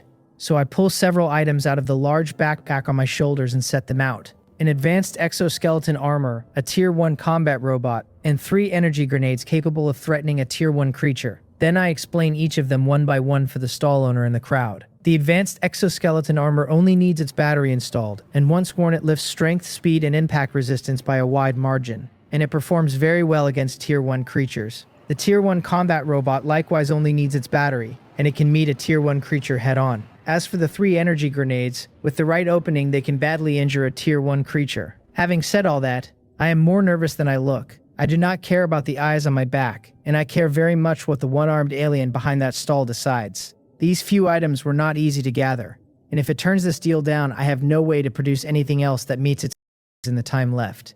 That is not because the items are precious. Back in Gangwon City, with floating land origin and credits in hand, I could buy them by the crate, and none of them is anywhere near a purple quality exotic item. The problem is that these are the only suitable things on me right now, and the only reason I have them is that I prepared them before my last Alien Star region exploration. If I could step out of the heavens market for 10 minutes, this whole situation would collapse into nothing. A second-hand military individual energy shield would solve it in one stroke, because once that is strapped on, it can eat several hits at Tier 2 energy levels. I cannot leave. If chaos breaks out in the ruins market while I am gone, I would lose far more than a purple exotic item, probably half of everything I have earned in here. As for why I do not simply send a Fire Sunflower Soldier puppet out to escort the alien home, it is not reluctance. First, as I said, the puppet cannot stray far from the one who summoned it. Second, it cannot pass the illusory space gates at the ruins market entrance, since only the alien creatures who came in through those gates can go back out that way. On top of that, the puppet's Tier 1 strength is already over the current restriction on those gates, which only pass Tier 0 creatures. The one-armed alien's expression turns hesitant, and it is clearly tempted, and it still does not feel safe. 3 items are not a guarantee that it walks away from 5 Tier 1 members of the Moro race intact. So I simply pull out 2 more vials of blue liquid and set them down. One is an advanced gene optimization potion, and the other is an advanced body tempering potion. I tell it that once its strength reaches peak Tier 0, taking those 2 together will raise its chances of breaking through to Tier 1. A trace of suspicion moves across its eyes, so I add that both were purchased from a gene potion shop not long ago, and their effectiveness is guaranteed. As the words leave my mouth, the golden dragon overhead lets out a long roar, as though the space itself is confirming what I said. Still not enough. So I add one last line, and it is that line and not the goods that settles it. I tell it that if it remains unwilling, we can drop the deal entirely, since what is on the table is the most I am able to offer right now. The one-armed alien nods at last and accepts, with one final condition attached. It will take the deal, provided I supply enough dedicated batteries for the Tier 1 combat robot and the advanced exoskeleton armor. I snap my fingers and tell it that is no problem, and I pull dozens of matching intermediate energy batteries out of my backpack at once. With the purple exotic item in hand, the rest of the session goes back to being ordinary, and no further exotic items surface anywhere in the market. Half an hour before the Ruins Market trade closes, I run the same play as last time. I set up a separate stall to exchange Tier 0 floating land origin for Tier 1 floating land origin. My luck is worse this round, because I come away with only 210 strands of Tier 1 floating land origin, nearly 100 strands short of the last session's total. All I can do is tell myself it improves from here, since the Heavens Market is about to go from Tier 0 to Tier 1. Tier 1 alien civilization creatures will start walking these aisles, and the circulation of Tier 1 floating land origin should climb along with them. On top of that, the Tier 0 floating land origin and the price difference resources I picked up come to a total value above 9,000 strands of Tier 0 floating land origin. On paper, that beats last session, which makes it look like coming home empty-handed from the alien star region cost me nothing. It is not true, and the tally is easy enough to unpick. The reason last time only came out at 8,000 and change was that over 1,000 strands had already been converted into Tier 1 floating land origin. The 6 deep water clam pearls and the drop of mermaid tears I handed my mother yesterday were also left out of the count. As for the Brain Eater Superwave main brain, it was traded for the advanced exoskeleton armor, a Tier 1 combat robot, the energy grenades, and 2 vials of potion. None of that was ever stock intended for sale, since none of it was bought with reserve funds. None of it counts as earnings. Add and subtract all of that honestly, and this session came in several thousand strands of Tier 0 floating land origin under the last one. That gap is what an empty-handed exploration actually costs. I find it a little regrettable, and I do not sit in it. The instant the last alien creature exits and the session formally ends, I pull the attribute panel of the Heavens Market open. Every requirement for the promotion is now satisfied, and I have been waiting on this for weeks. The panel tells me the conditions are met and asks whether I want to spend 200 strands of Tier 0 floating land origin to raise the Ruins Market to level 10. I confirm it. The 200 strands hanging in the air in front of me dissolve and sink into the market space, and then the entire Heavens Market begins to shake hard. Anyone looking inward from the void outside at that moment would see the whole Heavens Market turn into a ball of blinding light. Against the pitch black of that void, it would be piercing enough to hurt. Extremely far from the Heavens Market, in the near eternal silence of the void, creatures with dark greenish-black bodies drift through the middle of Void Realm storms. They have spiral horns rising off their heads, and black wings folded at their backs. Those storms would tear a starship apart, and to these things, none of which stand 7 feet tall, the winds might as well not exist. They weave and slide through them without being touched at all. Then the whole group turns at once, red eyes leaking a tyrannical pressure, and every gaze sweeps toward the same quarter of the dark. In that direction, a faint glint of light flared for an instant and went out. It was gone almost before it arrived, and in a space this silent it might as well have been a signal fire. The disturbance the promotion kicks up outside is not something I can feel. Standing inside the Ruins Market, all that reaches me is the trembling of the market itself, and one brief burst of overwhelming brilliance. As the light fades, I open my eyes with real anticipation, already running through what might change once the Ruins Market finishes advancing.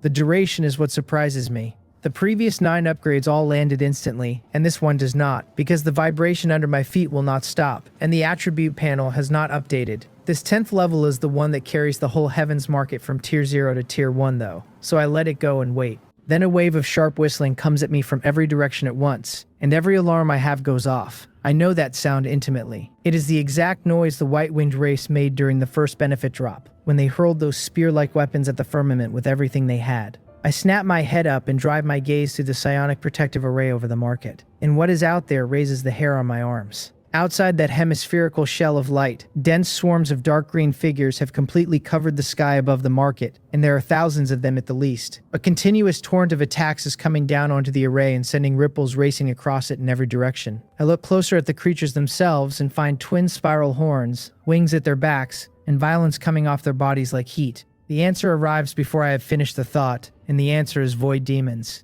Void demons in these numbers, arriving out of nowhere in a place nothing should ever have found. My face goes grim. The only reason I can identify them that fast is that void demons are famous to the point of absurdity. Nearly every mid-tier and advanced civilization in the Starsea issues standing warnings about them inside its own borders. They are void creatures, and they are the most notorious void creatures there are. Individual combat strength alone would earn the reputation, and what actually earns it is that they are relentlessly bloodthirsty, which is the trait that makes the Starsea loathe them. Wherever void demons pass, everything alive dies without exception. They give every appearance of having been born for slaughter, and killing is the only thing that excites them. The one mercy is that they cannot stay out of the void space indefinitely. Every time they leave it for too long, they have to return, or they weaken continuously until they die. That mercy does nothing for me tonight, because the Heavens Market has always floated inside the Void Rift, which means I am standing in the middle of their living room. My first question is why the averting misfortune trait did not stop this, and whether it failed outright or something else is going on. Then my heart lurches, because I already know the answer. Nothing about this place changed today except the blinding light that burst out of it during the promotion. Anger, regret, and open panic all arrive at once. The part that stings worst is that nothing I was ever told about the market's secret realm mentioned that a promotion could do this. I push all of it down one piece at a time, because there is exactly one thing worth doing right now, and that is staying calm. As long as I keep my head and actively hunt for a way through this, the situation is still salvageable. Summon the firmament and fight them outside. Raise the level of the psionic protective array. Summon the fire sunflower soldier puppets, and push the shipborne components on the firmament higher. The options come fast once I am steady, and abandoning the ruins market and running never enters my head at all. The heavens market is the one cheat I brought across with me, and it is the whole foundation of any future where I stand at the top. The orange glory quality dark matter energy shield generator came out of a trade in here. So did the fire source that promoted my flame seed, and so did today's purple component. I genuinely cannot picture what my life looks like if I lose this. So I split my attention and calculate, fast, for the most rational arrangement of everything I have. Then I move. The first thing I do is not summon the firmament. I open the Heavens Market attribute panel and start pouring everything I can into the Ruins Market's psionic protective array. The array is sitting at level 0, and at that level it will be breached before much longer. The only reason it has held this long is that it was made by that unknown great expert of the immortal domain, and its defense far exceeds any energy shield of the same level. Anything else would have overloaded and folded already, and I do not mean at level 0. I mean at level 10. 450 strands of Tier 0 floating land origin later, the psionic protective array stands at level 9. The panel tells me it automatically absorbs void energy to form the hemispherical barrier overhead. Its defense is 500 and its shield value reads 38,450 out of 40,000. Its buffer after an overload runs 33 minutes. The remarks line still credits a certain great expert of the immortal domain civilization of the Starsea. The next upgrade wants the Ruins Market itself at level 10 along with 150 strands of Tier 0 floating land origin. All I can say is that the old expert's reputation is earned. For comparison, my orange glory quality dark matter energy shield generator, enhanced all the way to level 10, has a defense of 380 and a shield value of 6,080 points. Against a level 9 psionic protective array, my pride and joy is a paper bag. The excitement does not survive long. With the array strengthened, I summon the firmament again, because the array only defends, and repelling thousands of void demons takes a heavily armed ship. The firmament sets down and I board the shuttle, and the moment I think about what comes next, a prompt sounds in my ear. It asks whether I want to spend 100 strands of Tier 0 floating land origin to upgrade the white quality kindling hull to level 10. It puts the success rate of the promotion at 96% based on the level and quality of every component currently mounted. I pause for half a breath. Then, while I am mounting the purple brainwave remote control system, I confirm it. The promotion from psionic shuttle to psionic airship takes almost no time at all. After a little over 10 seconds, the firmament starts expanding, its hull stretching from 23 feet out to nearly 65. The streamlined body under its layer of golden rock hull armor looks far more massive than it did a minute ago. While it is nothing beside the true steel behemoths out there that run thousands of feet from bow to stern, it has finally started to look like something with teeth. The shimmering psionic light crawling over the hull dims down to nothing, and the firmament has finished her promotion from a psionic shuttle to a psionic airship. I pull the attribute panel up fast, because a fight is still going on over my head and I need to know what I'm working with. The changes are not small. Every kindling starship carries 8 basic slots, and those 8 slots have just picked up a special amplification that boosts whatever is loaded into them by 20%, whatever the quality of the part. That is the standard bonus for any kindling starship reaching psionic airship. And it does not stop there, because every later advancement pushes the same bonus higher. It is the whole reason 2 kindling starships at different levels are not in the same conversation when they meet. 20% sounds modest until you sit with it. A fixed 20% across every basic component is worth roughly what an exclusive power trait is worth, and traits are the province of blue quality peak items and purple tier parts. Take the particle beam main cannon I loaded not long ago. Enhanced to level 10, its power attribute read 173, and with the new amplification riding on top of that, it comes out at 208. The dark matter energy shield generator does the same thing twice over, since the boost lands on the defense value and the shield value both. Defense goes from 880 to 1056, and the shield climbs from 16,280 to 19,536. Every other common component sitting in a basic slot gets the same treatment, and the sturdiness of the hull itself is 20% better than it was an hour ago. On top of that, the number of special slots has gone from 6 to 10. That matters enormously, and it shows me nothing at all right now, because I do not own a single spare special shipborne component to put in them. I file it away and move on. With the promotion finished, I take out the 200-odd strands of Tier 1 floating land origin I am carrying, and go straight back to the particle beam main cannon. There are more than 1,000 void demons outside, and firepower is the only currency that means anything in that math. So I burn the lot. 180 strands of Tier 1 origin poured into a single component, and the main cannon comes out at level 16. Blue quality, 46 psionic energy points a shot, and it carries a trait that raises main cannon power by 18%. Power reads 389 before the hull amplification multiplies it. 3 seconds to charge, 5 seconds to buffer, and the next level after this one wants 51 strands of Tier 1 floating land origin, and 5,400 psionic energy points. I look at that requirement and decide the cannon is finished for today. After the main cannon, I spend another round of resources bringing the psionic secondary cannon up to level 10. The main cannon hits hard, and its charge and buffer times are not short, which matters when the sky is full of wings. The secondary cannon needs neither, so it strafes continuously, and it eats 3 psionic energy points a shot. It is colorless quality, and its power is frankly embarrassing at 11 before amplification, and against a large number of enemies it is still exactly the right tool.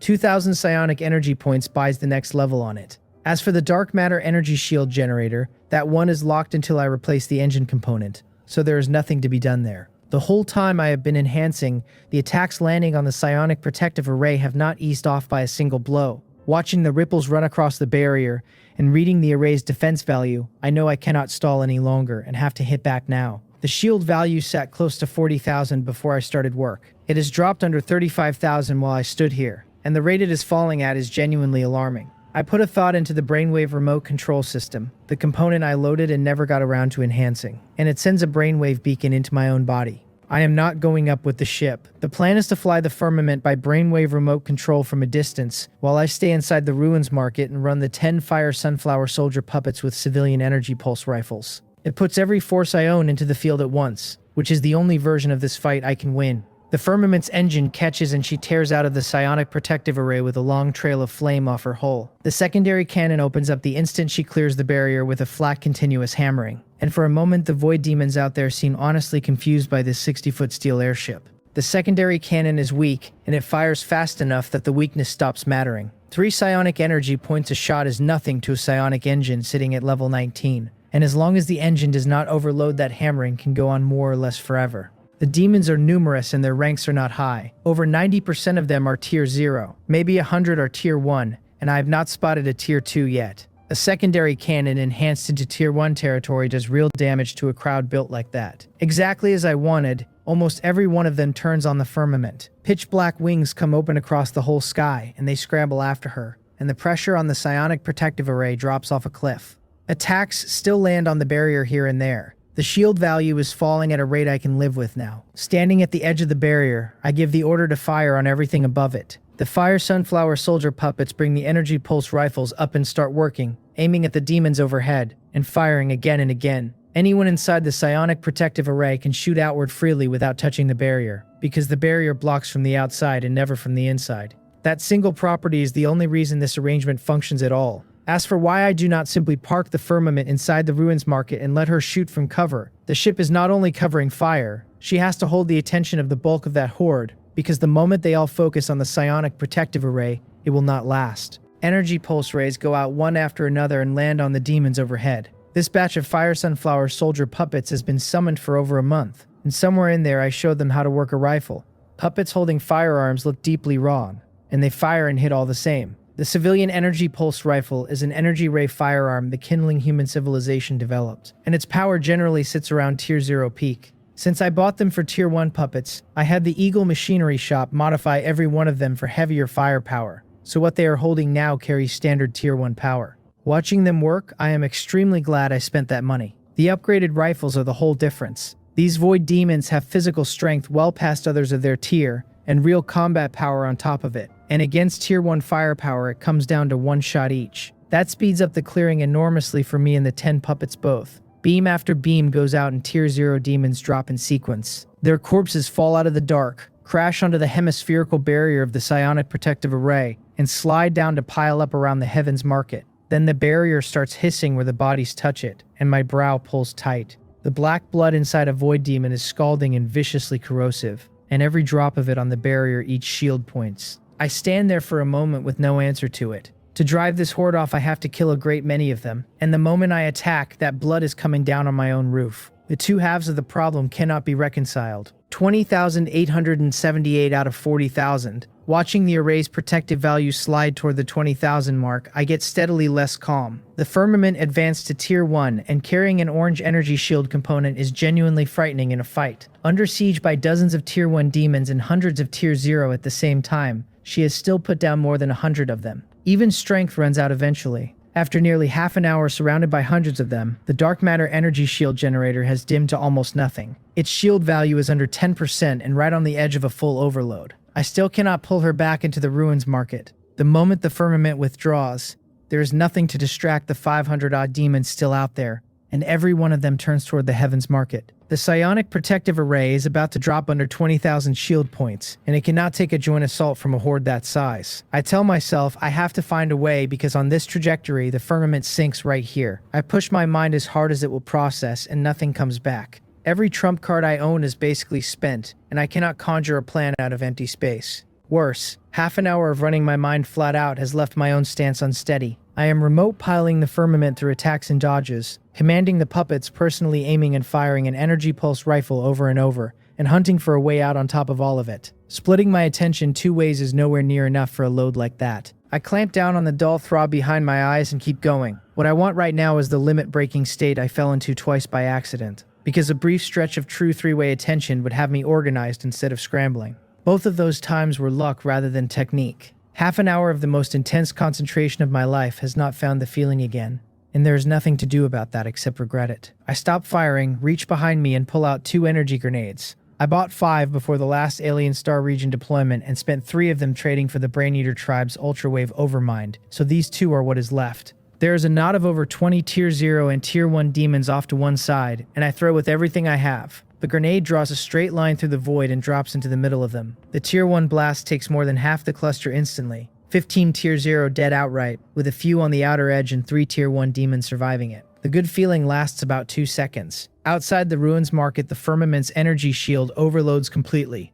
and the attacks start landing on bare hull, chewing into her hull armor and the plating under it. Inside, the psionic protective array formally drops below 20,000, and with that scalding black blood working on it, the rate gets worse by the minute. My stomach drops. On this line, the array shatters before the horde breaks, and when it does, the entire ruins market goes with it. I am the master of the heavens market, and I can call on the law power of this market's secret realm, and that power is strictly internal. It does nothing at all against something standing outside. Once the psionic protective array shatters, the balance of the whole secret realm goes with it. The space laws inside fall into chaos, and using them on demons that have already come through stops being an option. It is a dead end, and not the kind that can be talked out of. Thoughts I have never had before start showing up in my head. I have to think about an exit. If the heavens market cannot be saved, staying behind to be buried with it is not a plan at all. The Morningstar Principality is vast, kindling human civilization is vast, and the Shattered Star Sea has no edge that anyone has found. There is far too much out there I still want to walk through on my own feet. I got here, into this great era of the Star Sea, and I want 200 years out of it, or 300, or 600, or 1,000. Dying anonymous in a patch of void land is not what I came for. With everything else crowded out, what I come back to is the firmament. If the heavens market is going down, I am not letting her go down in the same hour. Without the market, she is all I have. And with an orange dark matter energy shield generator and a purple brainwave remote control system bolted into her, I can still cut a road for myself. At the very least, It would be a road where nobody has to ask who I am. I shift the thought across and the beacon takes it, and the firmament turns hard above the barrier and crashes our way back into the ruins market. The reaction outside is exactly what I expected and did not want. With the ship gone, every target they have shifts onto the heavens market at once. The psionic protective array shudders under the weight of it, ripples of energy running across the whole hemisphere, and the shield value falls at a speed I have no words for. The readout goes from 19,480 to 18,260 to 17,100. About 1,000 points every half minute. At that rate, the psionic protective array is gone in under 10 minutes. With no array standing between a horde of extremely bloodthirsty void demons and the ruins market, the market is finished in a blink. I recall the firmament into my kindling ancestral aperture and take one long look around at everything I built here. Then the trembling under my feet simply stops. My eyes lock. It stopped, which either means the assault has changed shape or something else happened entirely, and I already know which one I am hoping for. My mood goes the way a summer sky goes, black and low 1 minute and rinsed clean the next.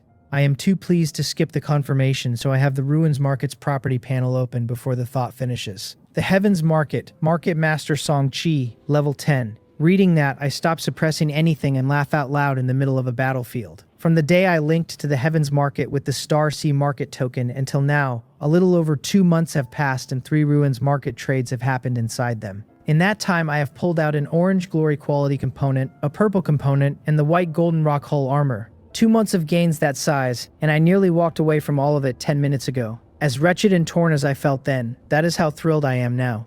Once the laughing stops, I get back to work. Without even checking what the advanced Heavens Market looks like in full, I open the configuration for the psionic protective array, and what I read there is exactly what I hoped for. The array itself is still at level 9. The market itself has reached tier 1 though, and like a kindling starship crossing a major tier, every base configuration stat has gone up by a fixed percentage, and the percentage is 20. Defense was 500 and it is 600 now. The shield value is the part that matters. It was 3,800 out of a cap of 40,000, and now it reads 11,800 out of 48,000. The cap rose by 20%, and the remaining points came up with it, 3,800 turning into 11,800 in one stroke, which buys me several more minutes. I summon the firmament back out and sweep my mind over the dark matter energy shield generator. Cooldown after overload, 8 minutes gone out of 35. At level 15, this orange energy shield component takes 35 minutes to come back after an overload, and 8 of them are already behind me, which leaves 27.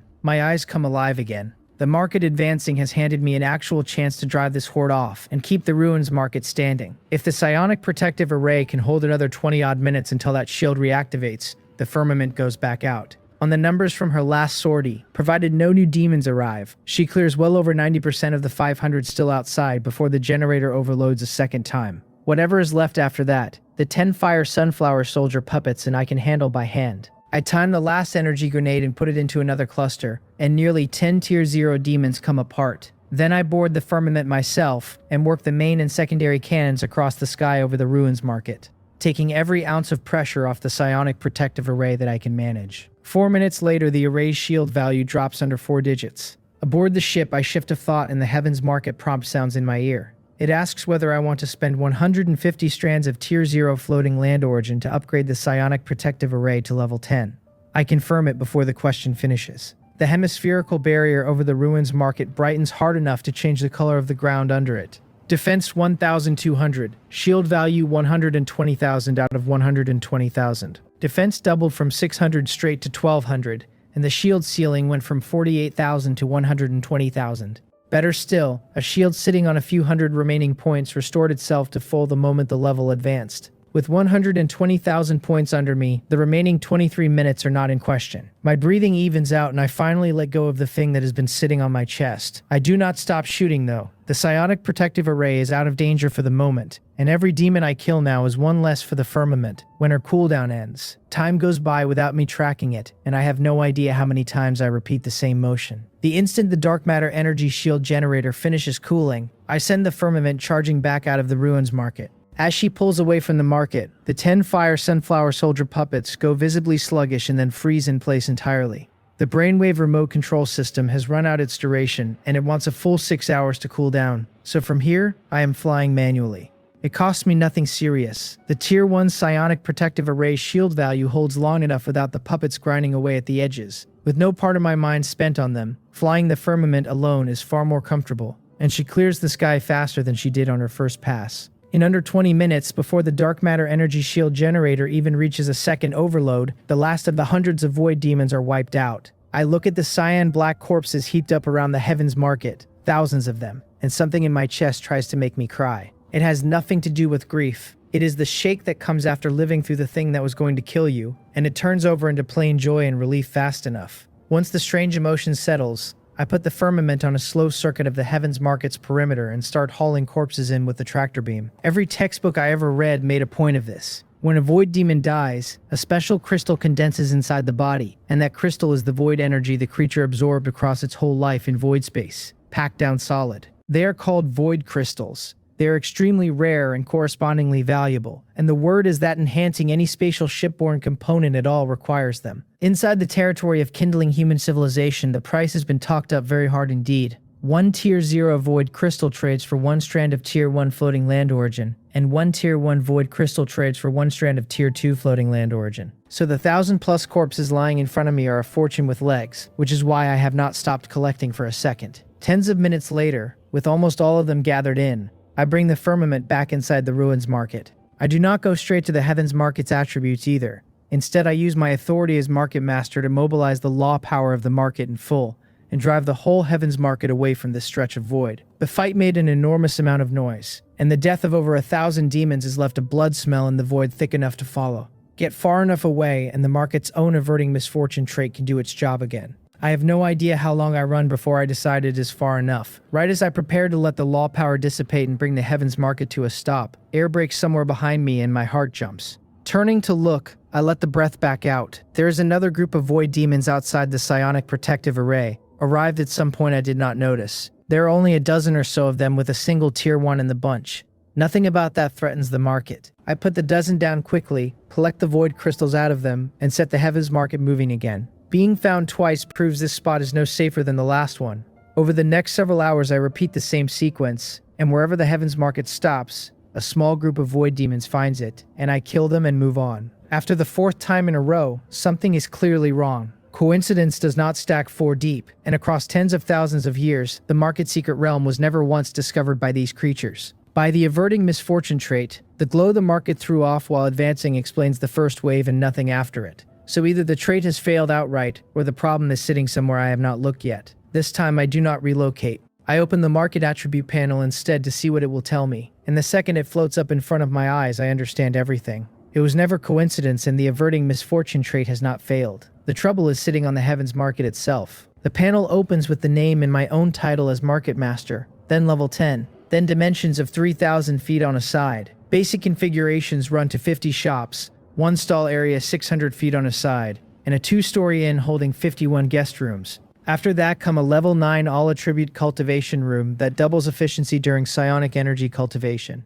a level 10 psionic protective array, and a level 9 ultra-long-range random space gate deployment platform. Additional configurations read none, with 6 slots standing empty. Averting misfortune is still listed, letting the market move freely through the void and slip past natural disasters unseen. And a second trait called Spatial Anchor sits under it with a single charge on it. The upgrade requirement wants 50 strands of Tier 1 floating land origin. It also wants a market transaction volume of 100,000 strands of Tier 0 floating land origin, of which I have 89,560. I skip past all of it. My eyes go straight to a line that was never on this panel before, a negative status, and it reads Tier 1 Demon Mark. Focusing on it pulls up the description, and the description is worse than the name.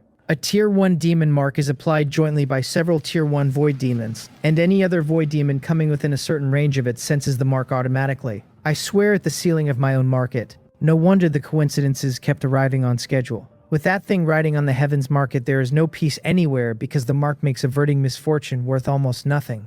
Somebody has stapled a tracker to me, and hiding is not a strategy against a tracker. I need this mark cleared as soon as I can manage it. Failing that, even temporary concealment would do, because otherwise the market I nearly died protecting gets to relive today before long. There is a second problem sitting right beside the first one, and that is the enormous commotion a major tier advancement throws off. The market has only just reached Tier 1, and the road above it is long. It cannot be that every advancement from here has to be survived instead of celebrated. Out of the corner of my eye, I catch the small mountain of crystals piled beside me, and the weight on my mood lifts a little. I counted them earlier. There are 1,230 void crystals in that pile. 1,105 of them tier 0 and 125 of them tier 1. At the normal exchange rate inside kindling human civilization, that comes to 1,105 strands of tier 1, floating land origin, plus 125 strands of tier 2. The moment I have that figure, the obvious bad idea walks in the door. I could use the demon mark as bait, pull small groups of void demons in deliberately, and farm void crystals off them forever. It is fast money, and it is an extremely fast way to die. Nobody can promise me the demons that Mark drags in will always be low tier and few. What happens when a high tier demon answers, or when 10,000 of them arrive with a heavy escort of tier 1 and tier 2 behind them? I throw the idea out. The market hands me resources every month, easily and reliably, so gambling my life on top of that is a strange thing to volunteer for. I am still anxious about that mark, and my attention slides back to the heavens market anyway, because I am enormously curious about what advancing did to it. I only glanced at the panel before, with the mark eating my focus, and even then I clearly registered a new trait appearing on it. That one line alone has me itching. I open the Ruins Market's attribute panel again and go through the changes properly, skipping the first 3 columns and landing on the specifications. After the advance to tier 1, the Heavens Market's area jumped to 3,000 feet on a side. The shop count went to 50, and the stall area opened out to 600 feet on a side. The inn, which has never done a single useful thing since I got here, has grown from 1 floor to 2. All of that is good news without a catch buried in it. A bigger Ruins Market means every future trade can hold more creatures, and it also means my absurdly private storage space has more volume in it than before. With that in mind, I use the power of the law to partition off a sealed area 60 feet on a side out of the stall area. That enclosed space becomes the dedicated storage for my floating continent mining vehicles, and whatever I drag home with them. No more standing there every time I open the Ruins Market wondering where to put 2 mining vehicles and a mountain of price arbitrage goods. The area holds a genuinely massive amount, and standing empty it could swallow the firmament whole, and she is a psionic airship now. The 2-story inn stands near the stall area on the Ruins Market's central street. I have taken this building apart more than once looking for a function, and come away with nothing every time. The only thing I ever found was that each guest room speeds up mental recovery very slightly. I walk in again anyway, and what rekindled my interest is not the extra rooms. It is the distribution of them, because 51 guest rooms are not split evenly between 2 floors. There are a full 50 rooms on the first floor and exactly 1 on the second. That imbalance makes no sense to me at all. I check the 50 downstairs one by one and find them identical to what they were, so the stairs are the only thing left to try. As soon as I reach the second floor, I get a surprise, because there is not 1 guest room up here. Looking down the corridor, I count 10 doors of the same specification, which means the real number is 10. Only 1 of them is currently open. The other 9 are sealed behind some kind of air wall I cannot get through, and I am the market master. Turning it over, I land on the likeliest explanation, which is that opening the remaining 9 waits on later upgrades to the Heavens Market. Whether the functions of these rooms differ from the ones downstairs is something I will have to find out by standing in one, so I push the open door and step through it. The instant my foot crosses the threshold, a strange certainty comes up in me. This guest room is nothing like the rooms on the first floor.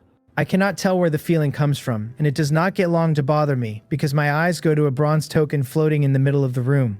The Heavens Market secret realm laws under my control give me no warning of danger at all, so I reach out and take it. Everything about the token pours into my head the moment my palm touches it, and the information about the room under my feet arrives with it. The thing is called a market guest token, and it belongs to the Heavens Market and to me, with a single use on it. Any creature holding it anywhere in the Shattered Star Sea can spend that use to activate it, provided the Market Master consents. Activation teleports the holder into their own exclusive market guest room and grants them permission to stay for 24 hours. When they leave on their own or the limit runs out, they go back to wherever they were standing before, and the token goes with them. The description calls it a product, derived from the Heavens Market with incredible power in it. 2 notes underneath say the uses can only be replenished by the Master of the Heavens Market, who may also recall the token at any time. I turn the words Market Guest Token over on my tongue, and my heartbeat picks up. Going by that panel, the real value of this thing runs well past anything I can estimate. It lets other creatures enter the Heavens Market repeatedly instead of waiting on the luck of a random space gate. That alone would have every creature who has felt what this market is worth crawling over the others to get one. And as Market Master, I can turn that into far greater benefits than a single trade ever gives me. A simple example. If I had held this a month or so ago, I could have handed it to Gore before the second Ruins Market trade closed, and given him the standing right to come back. He would be collecting deep water clam pearls for me on his own time, 1,000-year pearls or older, maybe even something as rare as mermaid tears. I let out a breath, because the market guest token has arrived too late for that. Aquatic floating continents are not common, and there is no telling how long I wait before creatures from one show up again to keep me supplied. Strictly speaking, though, they do not have to come from an aquatic floating continent. The star sea is enormous, and there is no shortage of floating continents holding rarer things than pearls. Any alien creature able to produce a sufficiently rare resource and keep producing it is a candidate for one of these tokens. I push the excitement down and walk back out of the inn, because handing these out is going to be a slow and extremely strict business. There are only 10 market guest rooms on that second floor, which caps the tokens at 10, and every single one has to be placed with real care. As for what a market guest room actually does beyond nurturing the token, it is the sole spatial node its holder uses to enter and leave the ruins market later. A transit station, in plain language. With the joy of the inn still sitting in my chest, I go back to checking the rest of the ruins market. Still inside the basic configuration, my attention moves to the all-attribute cultivation room and the ultra-long-range random space gate deployment platform. Like the psionic protective array before them, their ranks have not moved and both still read level 9, and their effects have improved anyway. The level 9 all-attribute cultivation room used to give a 580% bonus to psionic energy cultivation.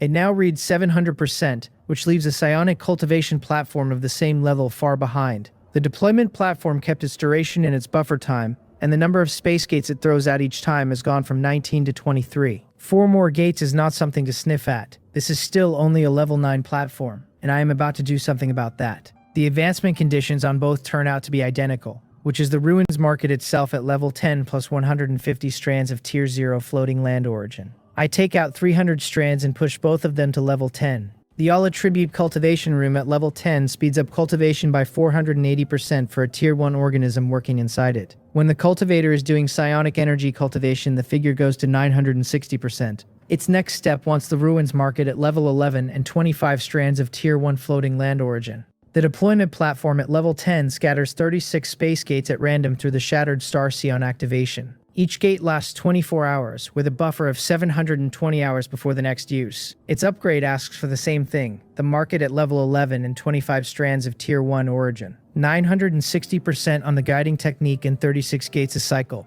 I close the panels satisfied and let my eyes travel down to the newly appeared trait. There is nothing much to say about the auxiliary configuration column, which is still empty and now merely has 2 more slots in it. I tested those slots long ago and confirmed they take any special component adapted to a kindling starship, and I have never had a spare to put in one. Averting misfortune also meant I never felt the need for one. After the business with the void demons, 2 kinds of special component are on my list to find as fast as possible. I want one that clears negative statuses, and one that conceals whatever anomaly the ruins market gives off. I hold my gaze on the new trait until the detail comes up. Spatial anchor designates a specific coordinate in the real star sea as the anchor for the heavens market. Once that anchor is active, it does not matter where the controller of the ruins market went in. Leaving the market puts him at the anchor coordinates and nowhere else. My eyes light up again, because the effect is simple, and the simple ones are usually the ones worth having. It is an accurate teleport coordinate for the heavens market, and once the coordinate is live, wherever I enter from, I can leave through it. Put plainly, if I set the spatial anchor in my own bedroom, then even standing in a distant alien star region, I can enter the ruins market, activate the anchor, and step out at home. No return function on the psionic airship, no long flight, nothing at all. And the first use that comes to me has nothing to do with alien star region deployment. What I think of immediately is my shipments. Every deployment brings me back far more than an ordinary captain hauls, because I am terrified of exposing the heavens market. Almost all of it has to move through the black market at 65% of the market price. Losing a third of everything I bleed for has been quietly infuriating for months. Why should 35% of what I drag out of an alien star region be eaten by somebody who never went? A formal shop pays up to 90% when the volume is large enough, which is a different world of money. Selling that way, though, means taking the risk of my identity walking out the door with the goods, and that limit is the whole reason I have been stuck with the black market. That is no longer the situation. With the anchor set in my bedroom, the problem basically dissolves. I hide my identity and sell the haul to legitimate shops. Then I take whatever I get in exchange to some empty stretch of ground, enter the ruins market there, and come out at home through the spatial anchor. Even if somebody genuinely marks me and follows me out, there is no thread left for them to pull. The more I turn it over, the more workable it looks. And by luck, the trade that just ended left me holding a batch of price arbitrage goods I can test the whole thing on. If the test holds, the 1,000+ void crystals in my hands can go out the same door without a seam showing. Thinking about the floating land origin that many void crystals convert into, I catch myself picturing the dark matter energy shield generator pushed all the way up to tier 2. The component sits at level 15 and its numbers are already frightening. What it looks like at tier 2 is a genuinely exciting question to sit with. I run my eye down the last columns of the ruins market panel and stop on the upgrade requirement. Getting from level 10 to level 11 wants 50 strands of tier 1 floating land origin, which is nothing once the void crystals are sold. The hard half is the transaction volume, 100,000 strands of tier 0 floating land origin, and barter does not count toward it. Across 3 trades, the total has not even reached 90,000, so raising the level of the ruins market waits on at least one more trade. I am not in a hurry about it. What is urgent is finding a special component that clears negative statuses and selling off the price arbitrage supplies and the void crystals as fast as I can move them. There is all the time in the world to push the market's level later. If the demon mark is not dealt with soon, whether the heavens market has a later at all is an open question. White Tower floating continent. White River City. It is one of the 5 major cities under the White Tower floating continent, and it has been developing longer than Gangwon City has, which shows up plainly in the population figures. White River City runs past 25 million people today, second only to White Tower City among the 5. Downtown, in the busiest district the place has, sits the White River Kindling Mall, a medium-sized kindling mall with more merchants inside it than the Donggang Kindling Mall could dream about. I squeeze out of the crowd with an expression I am glad the mask is covering. Since awakening my flame seed, I have honestly never been packed into a crowd like this one. The critical part is that almost everybody around me carries a decent level in the guiding technique, which puts their physical condition well past an ordinary person's. Getting through them is a solid, unpleasant shoulder-against-shoulder experience. There is nothing to be done about it either, because the mall's regulations flatly prohibit using psionic energy inside the building, and everyone complies. This is exactly the outcome I came for. I picked White River City at peak hours and picked the most crowded mall in it on purpose. The more customers and the denser the press, the easier it is to lose whoever might be watching. Once the materials in my hands are sold, the ruins market takes me out of this building, and nobody sees the exit. Instead of going up to the top floor where the money shops are, I work the middle and lower floors where the bodies are.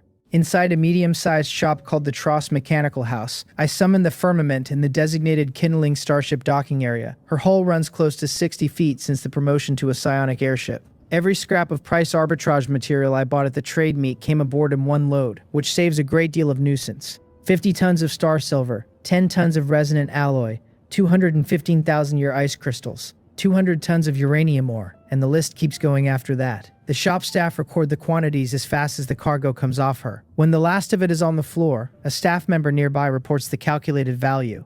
He tells me the market price on what I brought is 2,480 strands of Tier 0 floating land origin. Calculated at a 70% purchase price, he says, that comes to 1,736. Before he can finish the sentence about objections, I cut him off and ask whether 70% is not a little low. Nearly 2,500 strands is not pocket change, and shaving 30% off it is simple greed. The clerk clearly does not see it that way. He purses his lips without letting the smile slip, and there is enough indifference behind his eyes to tell me my words did not land anywhere at all. I frown under the mask and stop talking to him. Instead, I run the psionic energy in my body up into my throat. The mall bans psionic energy for fighting and says nothing about using it to summon a kindling starship, amplify a voice, or sharpen hearing. Then I open my mouth and ask loudly enough to fill the whole shop, whether the store manager is anywhere on the premises. I altered the voice on purpose, so what comes out is hoarse and strange, and every other customer in the place turns to look at me. The clerk's polite face goes out like a light. He sharpens his tone and tells me not to affect the shopping experience of the other customers. If I cannot accept the shop's purchase price, he adds, I am free to take my expression through the mask, and it has gone very dark. I turn for the door without another word, because that attitude has removed any interest I had in standing here. What I am carrying is void crystals, which are a scarce resource I can trade anywhere in this city, so there is no reason on earth to spend them here. As for staying to put him in his place, the man has not even awakened a flame seed. I cannot summon the appetite. I get exactly one step toward the door before the store manager appears out of nowhere and calls me back. His expression is thunderous, which tells me this is not the first time this particular situation has come up.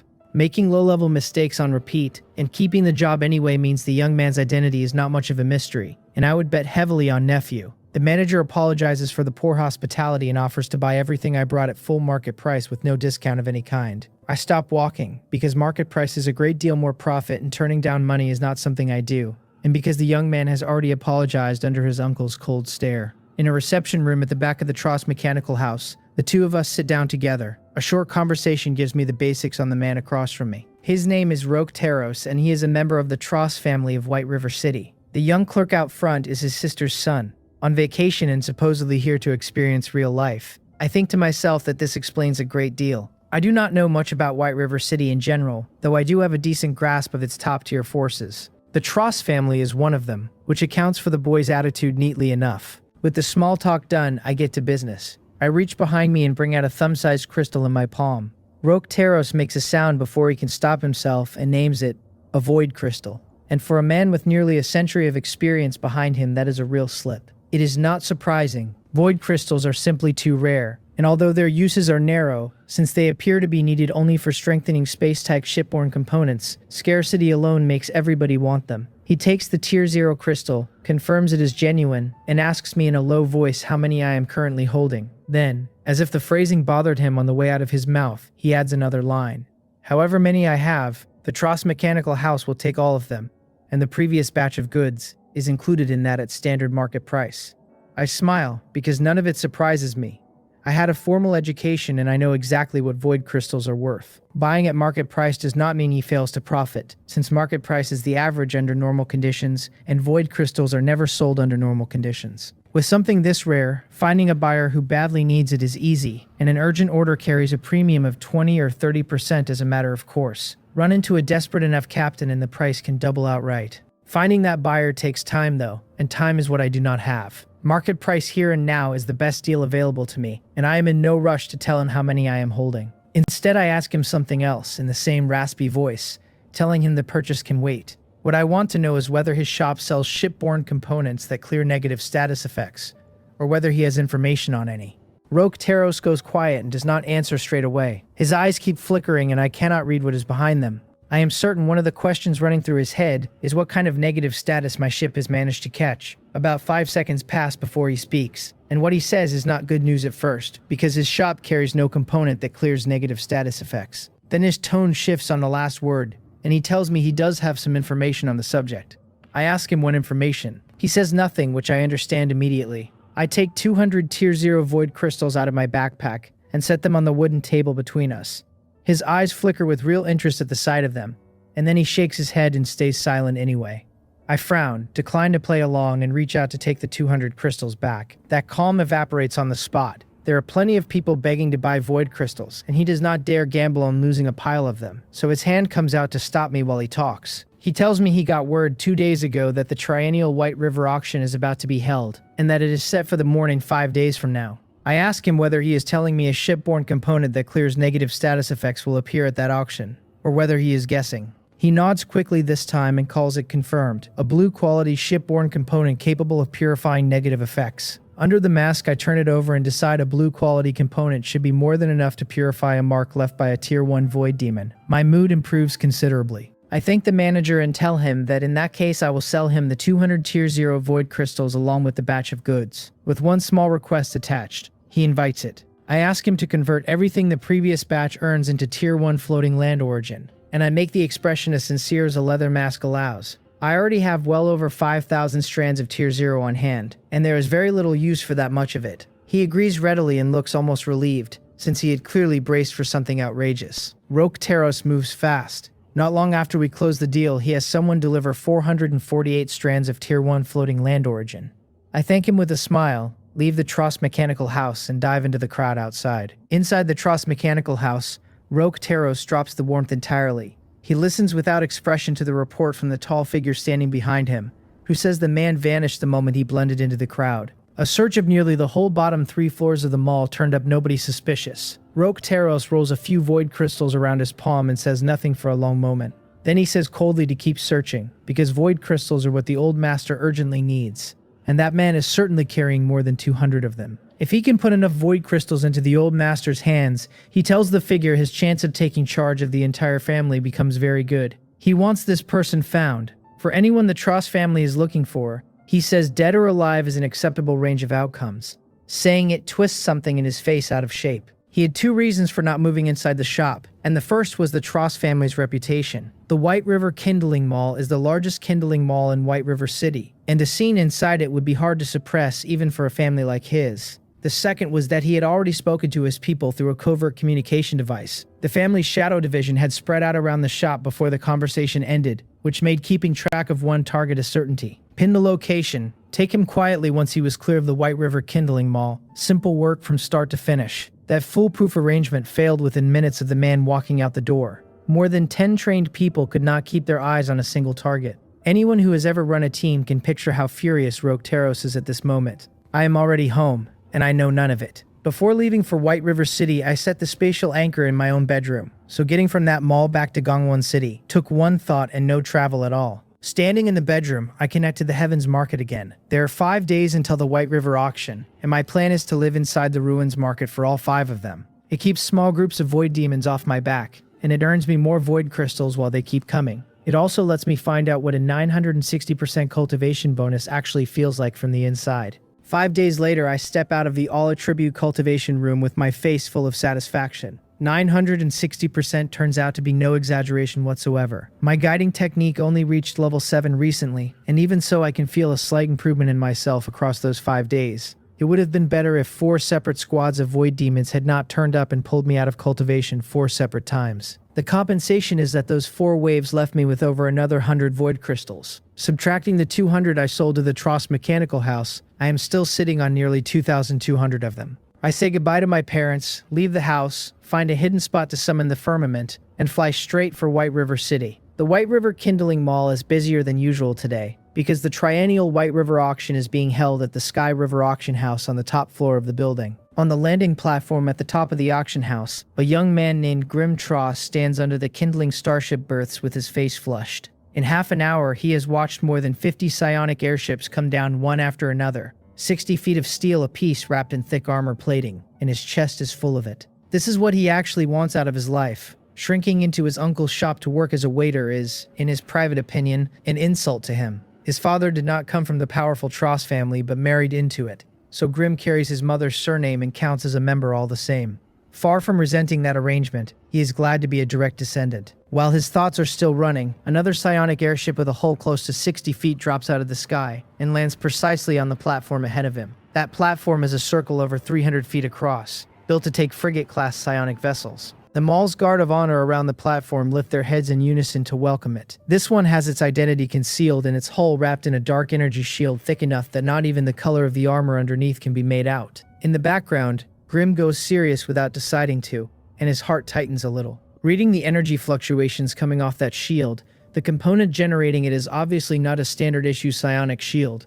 It might well be blue quality, because a white quality energy shield has a very hard time putting out fluctuations at that level. An energy shield of at least blue quality is a component that would play a massive role even bolted onto a frigate. Grim is not the only one doing that arithmetic. A good number of sharp-eyed people in view of the platform reach the same conclusion, which is that this psionic airship did not come from anywhere simple. I step out of the firmament wearing a white leather mask, considerably more lifelike than the one I had on 5 days ago. I store the ship in the kindling ancestral aperture between my brows and head for the Sky River auction house behind a mall patrol guard. There are no admission tickets here. Anyone who captains a psionic airship or anything above it qualifies automatically, and I understand the reasoning perfectly well. With the kindling network sitting there, a convenient virtual space where anyone can talk and trade at any hour from anywhere at all, the obvious question is why large malls still bother holding auctions. It is to pull crowds and make the mall busier than the mall next door, which means shutting out a high-quality client like a Tier 1 kindling captain would be self-defeating.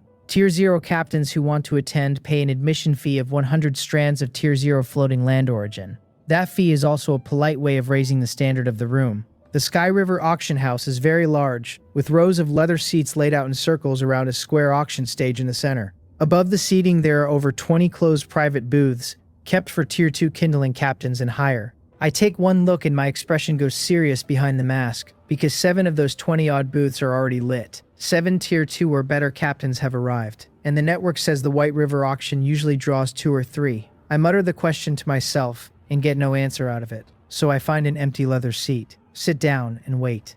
There is still about half an hour before the auction opens, and more captains will keep arriving, and I have no idea whether more Tier 2 ones are among them. I close my eyes and sink my mind down into my consciousness, planning to spend the weight visualizing the dragon spine tyrant whale mythical mecha visualization chart. That chart is directly tied to how strong the firmament will be when she advances into the higher tiers, so I have never once slacked on it. And free time basically means visualization time. Once the imprint takes, the mind improves slowly on its own without deliberate work, and that is nowhere near the same thing as focusing on it deliberately. 2 months of frequent active visualization have produced something I can feel plainly. Take the fight with the void demons a few days ago. I ran my mind down to the floor and still held out for nearly an hour, where the version of me that had just awakened would not have managed half of that. If I had spent these 2 months letting the imprint tick over by itself, I estimate 40 minutes would have been the ceiling. That is the whole difference between active and passive, and it is worth every hour I've put into it. With my mind on the imprinted mythical mecha visualization chart, my mental energy drains fast,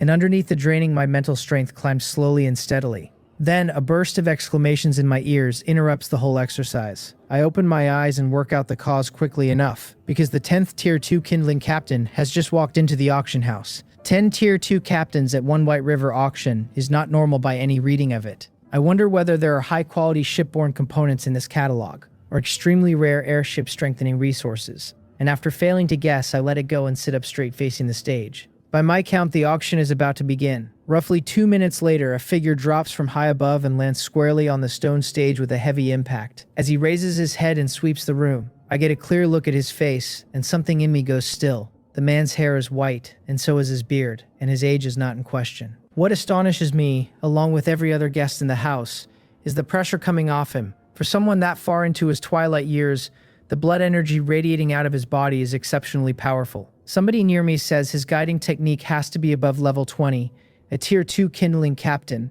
After a moment of surprise, I catch up with the logic. With this many tier 2 captains in one room, if the Sky River auction house did not put somebody with genuine deterrent power on that stage, keeping order later would become a problem. That is exactly what this is. The white-haired man up there is frighteningly strong, and his identity is anything but simple. He is John Tross, clan chief of the Tross family, one of the 3 major affiliate families of White River City, and he is 280 years old. He is close to the end of his life, and that is precisely where his deterrent power comes from. A peak tier 2 kindling captain without many years left is not a man anyone wants to genuinely anger, because there is no telling how far he might go. Nobody provokes a person with 1 foot in the grave, since he has nothing left to lose. Everyone in this room understands that principle, which is why very few are willing to bother him. With the hall quiet, John Tross speaks slowly because he is the deterrent and he is also the host. He announces that the time has come and declares the auction officially open. A staff member walks out from behind the stage as he finishes,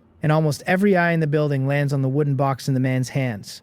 That will be the first item, and by the standard procedure of most auction houses, the first item is always something fine enough to lift the whole room. The first lot is a blue quality engine called the Aurora Thermal Energy Engine, sitting at level 0. It draws 3 psionic energy points a second and supplies 24 a second, with an overload cooldown of 30 minutes and an energy pool that stores 3,000 psionic energy points. Its convertibility line names an Aurora Magnastone Heart. Upgrading it wants 4 strands of Tier 0 floating land origin, 400 energy points, and 4 Tier 0 life nuclei. John Tross states the terms after the introduction, saying the engine has no fixed price and supports barter trade only, and that anyone interested should place offers with the bidder on their seat. Dozens of people around the hall pick up their bidding devices and send the goods they are willing to trade up to John Tross. Those offers may well be going straight through to whoever actually owns the engine. I am tempted, and I will admit it freely. The only thing the firmament is still missing is a high-quality engine component, and while Blue does not quite reach top tier, it is a fine engine by any measure.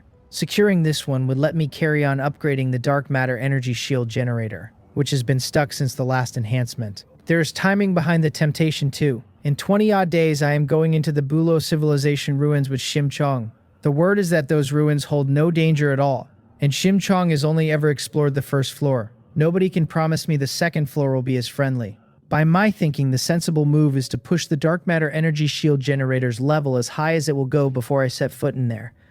However much I want it though, I am fated not to bid on this engine. The important thing today is the blue purification component coming later, and measured against the heavens market, a ruins expedition does not come close. The engine goes to a tier 1 kindling captain in the end, and leaves a room full of sighing bidders behind it. What conditions that man offered for a blue engine is something I would like to know, and never will. The second lot is a white energy shield called the Magnetic Energy Force Field Layer. starting at 300 strands of Tier 1 floating land origin, with a minimum increment of 10 strands. That first blue engine pushed the auction straight into a peak, and the next several lots are considerably more ordinary. A few small fine items get slotted in here and there to keep the heat up, and everyone present knows that technique inside out, and the atmosphere in the hall is genuinely good anyway. Nothing after the Aurora thermal energy engine interests me at all until one particular lot appears. The 43rd item is 200 tons of mercury crystal, starting at 1900 strands of Tier 0 floating land origin, with a minimum increment of 20 strands. The words mercury crystal bring my eyes back to life, and I have the bidding device in my hand before the announcement ends. Mercury crystal is a mid-tier warship enhancement resource, and the market price generally runs around 10 strands of Tier 0 floating land origin a ton. What makes it matter to me is that every single upgrade of the dark matter energy shield generator consumes the stuff. I still have nearly 100 tons stockpiled, and at level 15 each upgrade eats tens of tons, so 100 tons is nowhere near enough. I key in 1,980 strands of Tier 0 floating land origin. John Tross's voice comes up off the stage announcing that bidder number 235 offers 1,980 strands, and asking whether anyone will go higher than that. Several rounds later, a few minutes after that, the 200 tons of mercury crystal are mined for 2,060 strands. The auction house does not hand it over on the spot. I collect at the end of the session, once I have handed across the corresponding floating land origin. After that, I wait a considerable while. I am starting to wonder whether Rogue Tarot sold me a story when the blue purification component I have been waiting for is finally carried onto the stage. It is a blue quality special component called the Abnormal Status Purifier, at level 0, drawing 5 psionic energy points a second. Its effect is a purification aura, which the panel describes as generating automatically once the component is equipped and cleansing various negative status effects. Upgrading it asks for 3 strands of Tier 0 floating land origin and 300 psionic energy points. Then John Tross adds the seller's condition, which is that this component goes by barter trade only, and does not support transactions in floating land origin. As his voice fades, the room does what it did for the first blue engine, and competing offers start pouring in from kindling captains all around me. I pick up the bidding device again and do not rush to send anything. What I am working out is how many void crystals to put on the table, and whether the Tier 1 void crystals should come out as well. With barter as the only channel, the only thing I hold that can buy this component is those void crystals. What makes me hesitate is what happened at the Tross Mechanical House a few days ago. 10 figures trailed me the moment I walked out of that shop, and the shop was obviously behind it. I understand a shopkeeper wanting a name and an address when void crystals are on the table. What I cannot do is relax, since the man running the auction below is the clan chief of the Tross family. I turn it over for a long while and decide to spend the void crystals anyway. They are the only decent thing I have on me, and the purifier will not wait on the block for a better offer. So I do not bid. I stand up and walk out of the Sky River auction house at a good clip, with strange looks following me to the door.